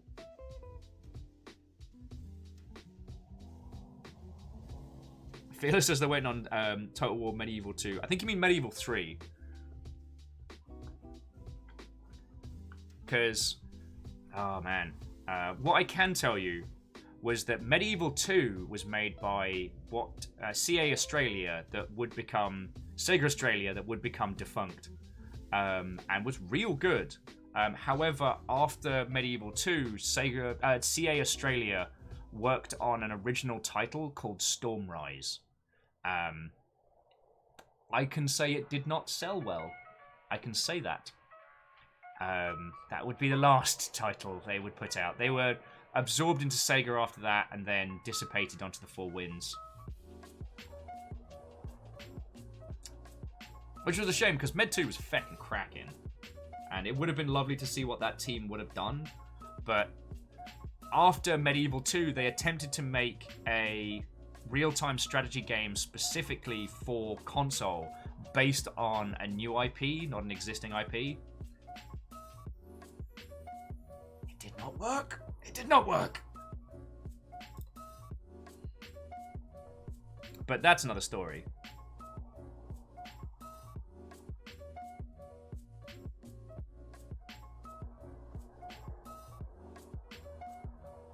And to Elastic Man, what ho, friend? It's going lovely over here.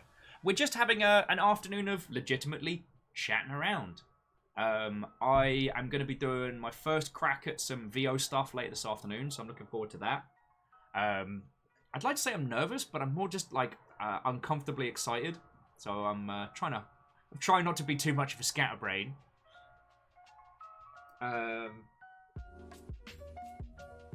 But it's going good. We've talked a lot about CD Projekt Red crunching. We've talked a lot about a myriad of different video games. We've talked a lot about Genshin Impact. So yeah, we're just chatting back and forth. Jonathan Pope didn't know I worked on Total War, so I'm just sharing some stories. And Favor 6, you're right. It is going to be my second voiceover credit. Well, okay, if you count the monster and troop noises from Total War, but.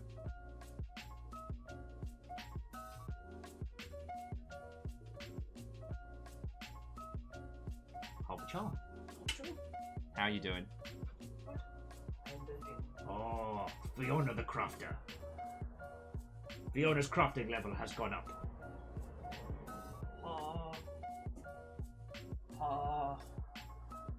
Oh no, I have been silenced by audio form. Oh no, my voice has been stolen. So yeah, Elastic Man, this will be my first proper paid VO gig. So I do feel like I need to bring the thunder. I can't tell you what it's for yet, but I am very much looking forward to being a part of it. And Jonathan was saying, why don't they remember Medieval 2? Because a lot of people mistake Medieval and Medieval 2. I'm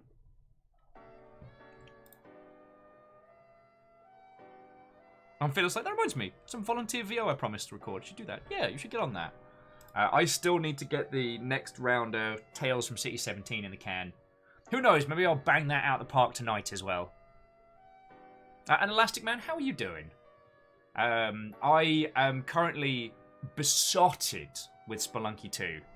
I played so much of it last night. It's so good. It's very much more of what you want. There seems to be a much more of a consideration for the balancing curve of that game. Like, I do believe that the Goblet of Kali is no longer an essential item for clearing that game, but there's so much to it. Each world now has its own strange and interesting little quirks.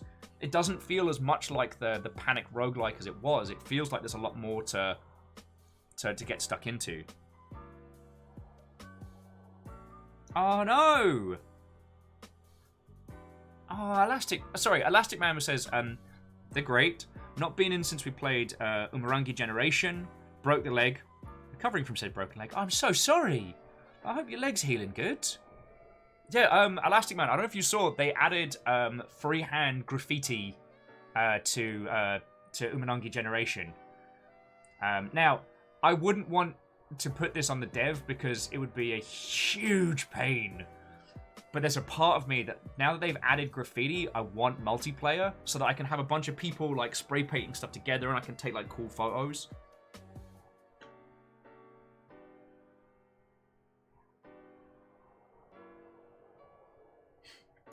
Kimball says, I promised somebody I'd go to bed early and actually get some sleep. What is this sleep you've spoken of? Remember to pace any screams you might have to do. Yeah, I will.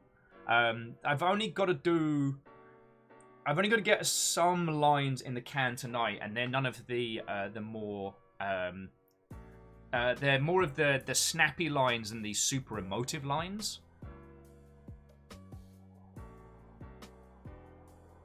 So,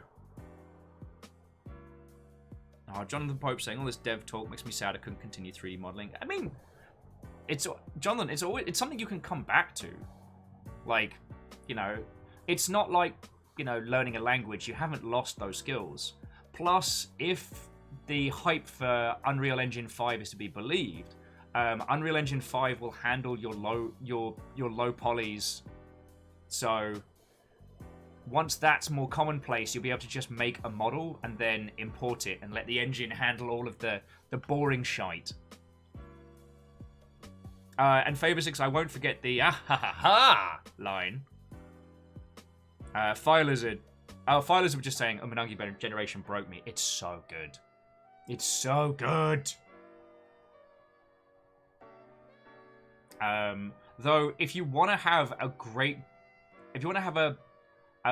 good bad time, if you get the ending track from End of Evangelion and play that over the credits at the end, it's it hits in the feels like a dump truck. So beautiful, that game.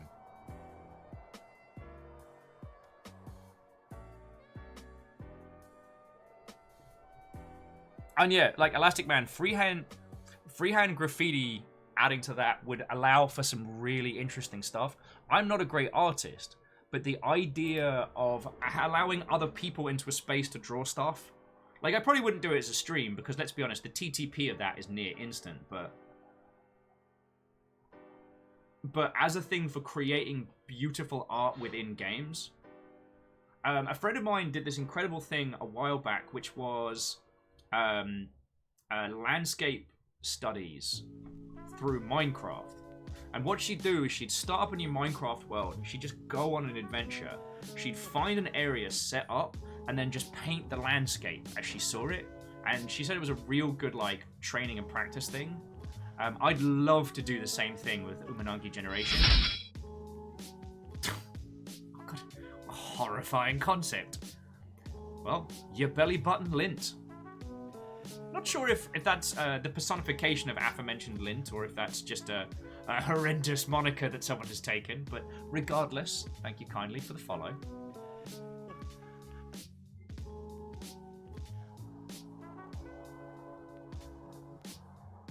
File is saying they haven't watched Evangelion yet and they're scared of it. Well, it's something that I've been pondering because the cut that you get on Netflix is a very different cut, and I don't know. Like, I don't know if that version's worth it. I want to rewatch the OG DVD version, but that costs so much money. I did get to see the movie re-releases, or well, all the new stuff in the cinema, and let me tell you, was it 3 You Are Not Watching Eva, or whatever it's bloody called, watching that in the cinema was just, Oh boy, I think I left the movie theater with my hair just shot backwards. Belly button lint was just adding, well, my belly button lint was taken, so now it's yours. That works on multiple levels, and I appreciate that. So, what ho and welcome. We are just chatting games industry nonsense and whatever comes to mind. I gotta make voice noises with my face hole later on. So, we're not doing a full day of games and whatnot, but usually we're here talking games industry. I used to work I was in the games industry for a decade, so these poor mother hubbards here have to put up with me talking their ear off on the daily.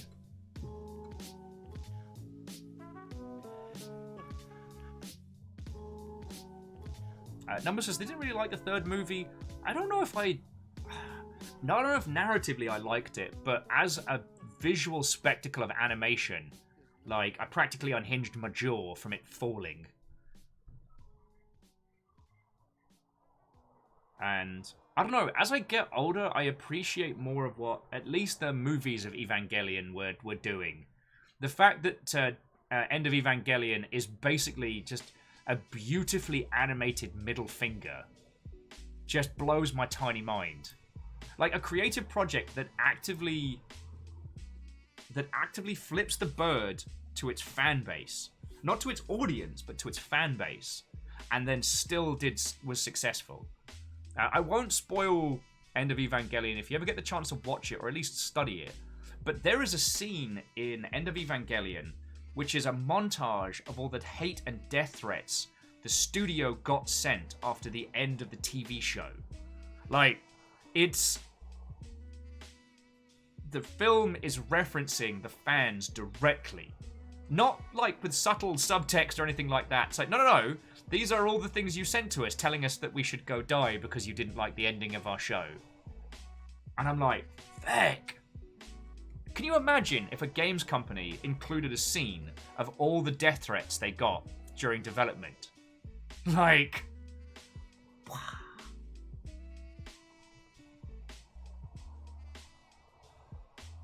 So Fire Lizard says, certain types of stories tend to destroy me in a way that is too much for me to deal with. I worry Evangelion might be one of them. I mean, that's cool. Like, you are under no obligation to go into very, very brutal or difficult art. You're not required to do so. It's not like... No one here in the Longship's going to be like, oh, well, you didn't watch that bizarre film that made you stay awake for 4 days and stare at the ceiling? Psh, are you even art? No, it's like... That's one of the reasons why I try and go into a lot of the weird and interesting and different indie titles, so I can show you a whole bunch.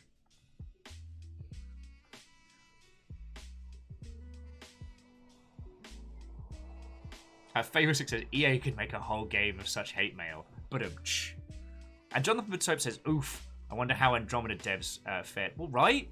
Now, there's a difference in video games. We don't have many creators that are aggressively antagonistic with their user base. We have Hideki What's-His-Face, who, honestly, if you haven't been blocked by him on Twitter, are you even on Twitter? But we don't have that many creatives or groups that go, hey, user base, feck you. And on the occasions where a studio comes out as defensive or combatant, it never ends well. Oh, and Fire Lizard, I apologize you haven't... I wish I had transcodes. Oh, Ami Masashi, the game you're thinking of, where people write letters and make each other feel better. Oh, no! We're right, everything's fine. Everything's fine, we're fine here.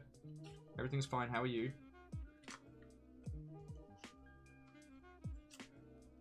Alright, well, I was gonna show you the thing, but then I yote it onto the floor. The game you're thinking of is this one, which is Kind Words. And friends, like, if you're finding yourself a bit overwhelmed with everything this year, get Kind Words. Make someone's day that little bit better. Trust me, it'll make you feel better. Stu says it would double the length of some games, which is a depressing thought. Yeah, well, there is very much a culture in video games.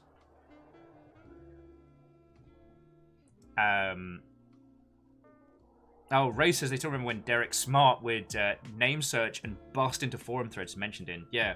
And, like, Jonathan Blow, who would attack people in comment threads that didn't understand his game. Turns out Jonathan Blow's not okay. Maybe Jonathan Blow's not good people. Still don't know. But yeah, Elastic Man says, I'm a fan of most fiction stuff except for stuff where it's constant suffering without payoff. Yeah. And I understand that. Like, friends, outside of video games, I'm becoming a real spice wuss when it comes to art.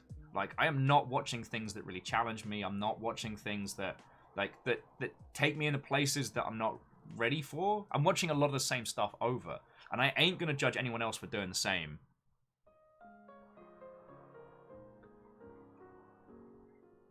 With video games, I feel like I have more of a mental hunger for those experiences, even when they leave me a little unsettled and a little broken.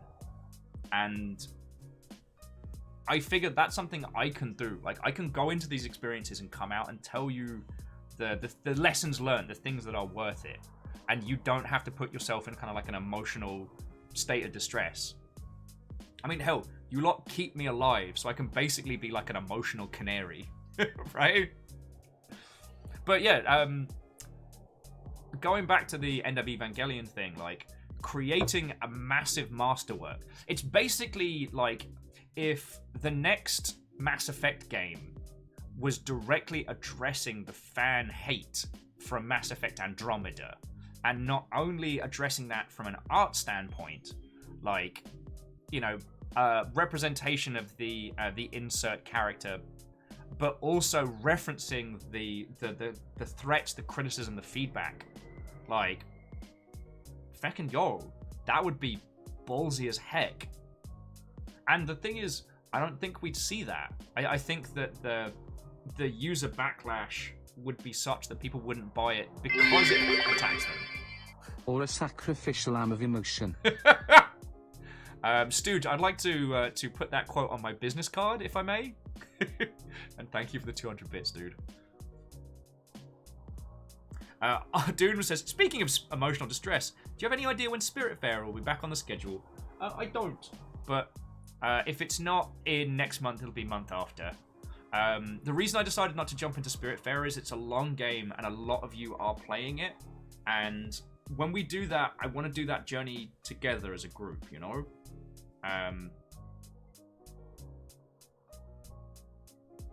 So yeah. Oh, Jonathan says, hearing Jonathan blows is pretty weird. But oh, Elastic Man. So Spiritfarer is a beautiful 2D hand-drawn game where you and your cat drive a boat of discovery where you help spirits pass on. The core gameplay, you craft all the different rooms and things on your boat, including, like, you know, greenhouses, libraries, navigation rooms, etc. Nom Nom says, any plans for that really dark game about the child? Yes, but I don't know when. Also, as a quick aside, with Spiritfarer, you can play 2-player when one person plays as the cat. For Little Misfortune, that's definitely a game which I want to cover at some point. But I think we're going to do that as like a long ship after dark, because believe me, that gets bleak. Art style's beautiful, but like the premise in the first few seconds, you're talking with Death, and Death informs you that Little Misfortune is going to die today. And then she hears you, and Death panics and goes, I'm Mr. Voice. Wraith, that dark game about the child? I need to narrow it down there. Oh, unless you're talking about Lisa the Painful. In which case, I have no idea when we're going to do that. Because that's one we should cover.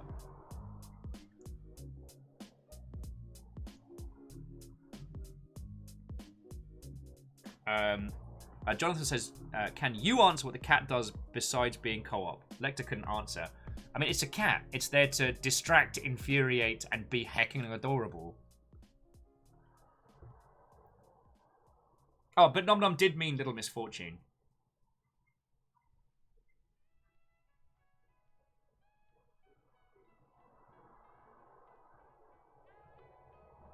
Right, and I'm not entirely sure what you mean, friend.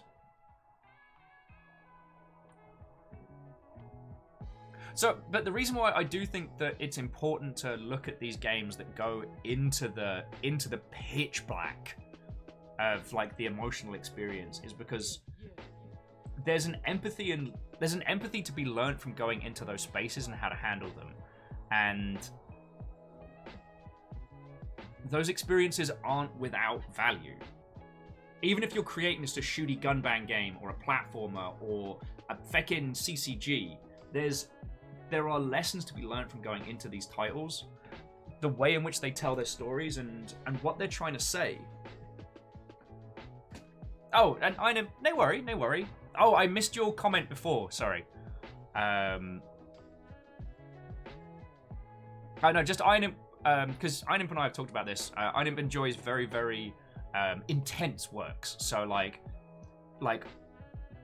audio conceptual stuff, light strobing. Like, Einem, you really enjoyed the something castle.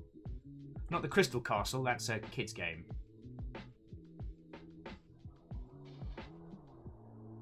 Oh, Katros, thank you. I'd completely forgotten about that one because I know you and I spoke about it. But Katros was saying that Fate Grand Order is a gacha mobile game whose story every so often utterly breaks them emotionally. Yeah. Like, it was the Eternal Castle, that was the game. Which, by the way, Eternal Castle is a cracking game. It's like a hard neon nod back to like the post Prince of Persia games like Another World and Flashback. And it is intense. But yeah, so as Katros was saying, like, you can make a mobile gacha game. And if you understand like the tools that you have available as a game storyteller, you can make something that has somebody sitting on the train having a little cry when they just thought they were going to be playing a little Mobley game. And no, making someone cry is not the only goal of video games. I know that, and I understand why people get grumpy about that being the metric, but it is the most clear demonstration of emotion beyond the punch guy in the face, heck yeah! You know what I mean?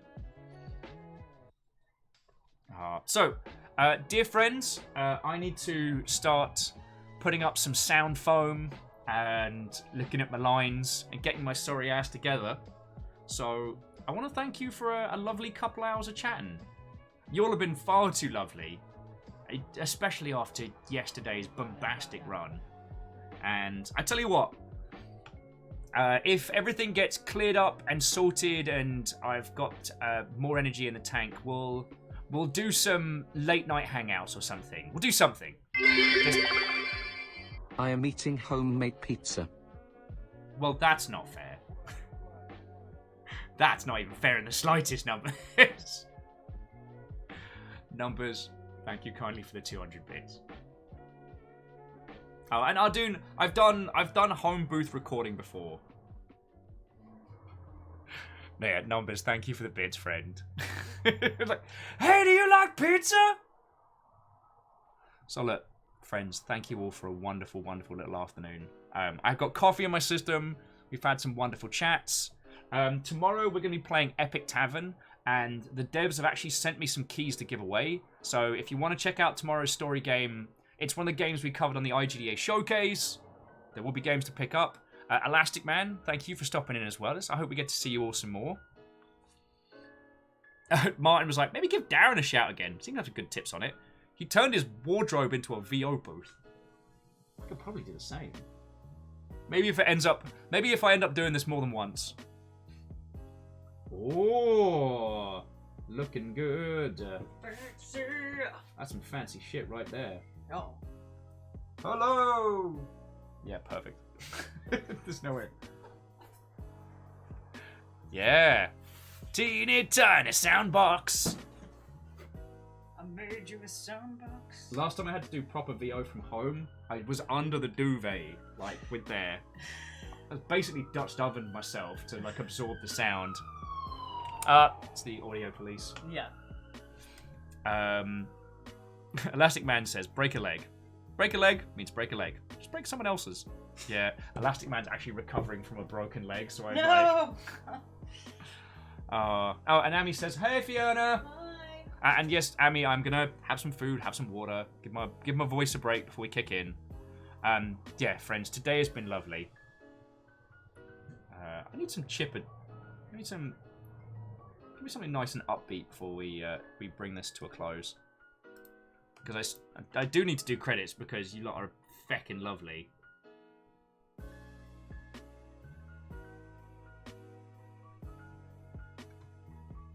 Alright, you know what? I'm just going to continue my weebery. Alright. So, I have some lovely folks to thank. Because it's thanks to you lot that I get to do this all the feckin' time. Honestly, I don't think I recovered from yesterday. Glorious terrors. Right! So firstly, JSJZ, thank you for the cash monies and for all the stuff you're doing behind the scenes, dude. Like, feckin' thank you. As I've said many times, and I will never say enough, bits are keeping this whole thing going, so thank you. Specifically to Some Numbers, J-Post, Tarlicus, ET3 Stooge, Asari Green Fire, Favor 6 Kimball, Neo Pale Fire Striker, Spooky Ghost Anonymous Cheerers, Vanderbeast, and Team Toad House. Your moderators this afternoon was a full complement of Caffeine, Rhymes, Moose, and Tarlicus, and also Lizzie T. Bow. Our new followers are lamentably Your Belly Button Lint, and I can only assume that is a straight up terror. Oh, Alnus, I'm glad you started watching Etsuken because it's real good. Alright, who can I pass you over to? There's got to be some cool people doing something.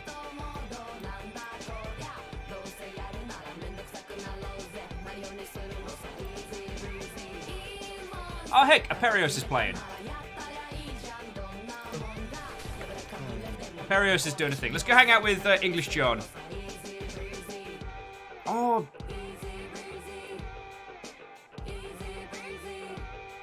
Although, Fred and Emily are doing one of their chill evenings. I wonder if they're...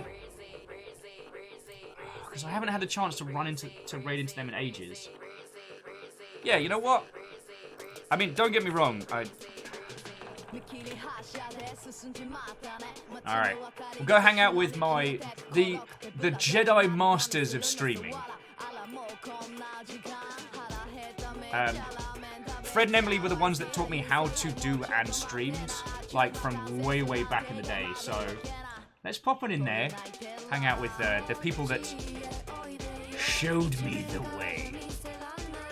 And yeah.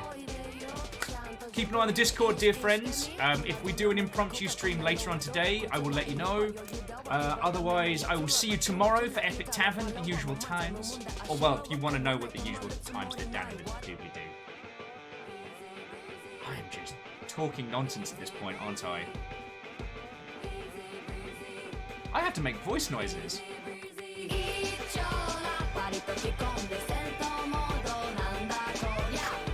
As Will unravels in real time. Jaradan, thank you.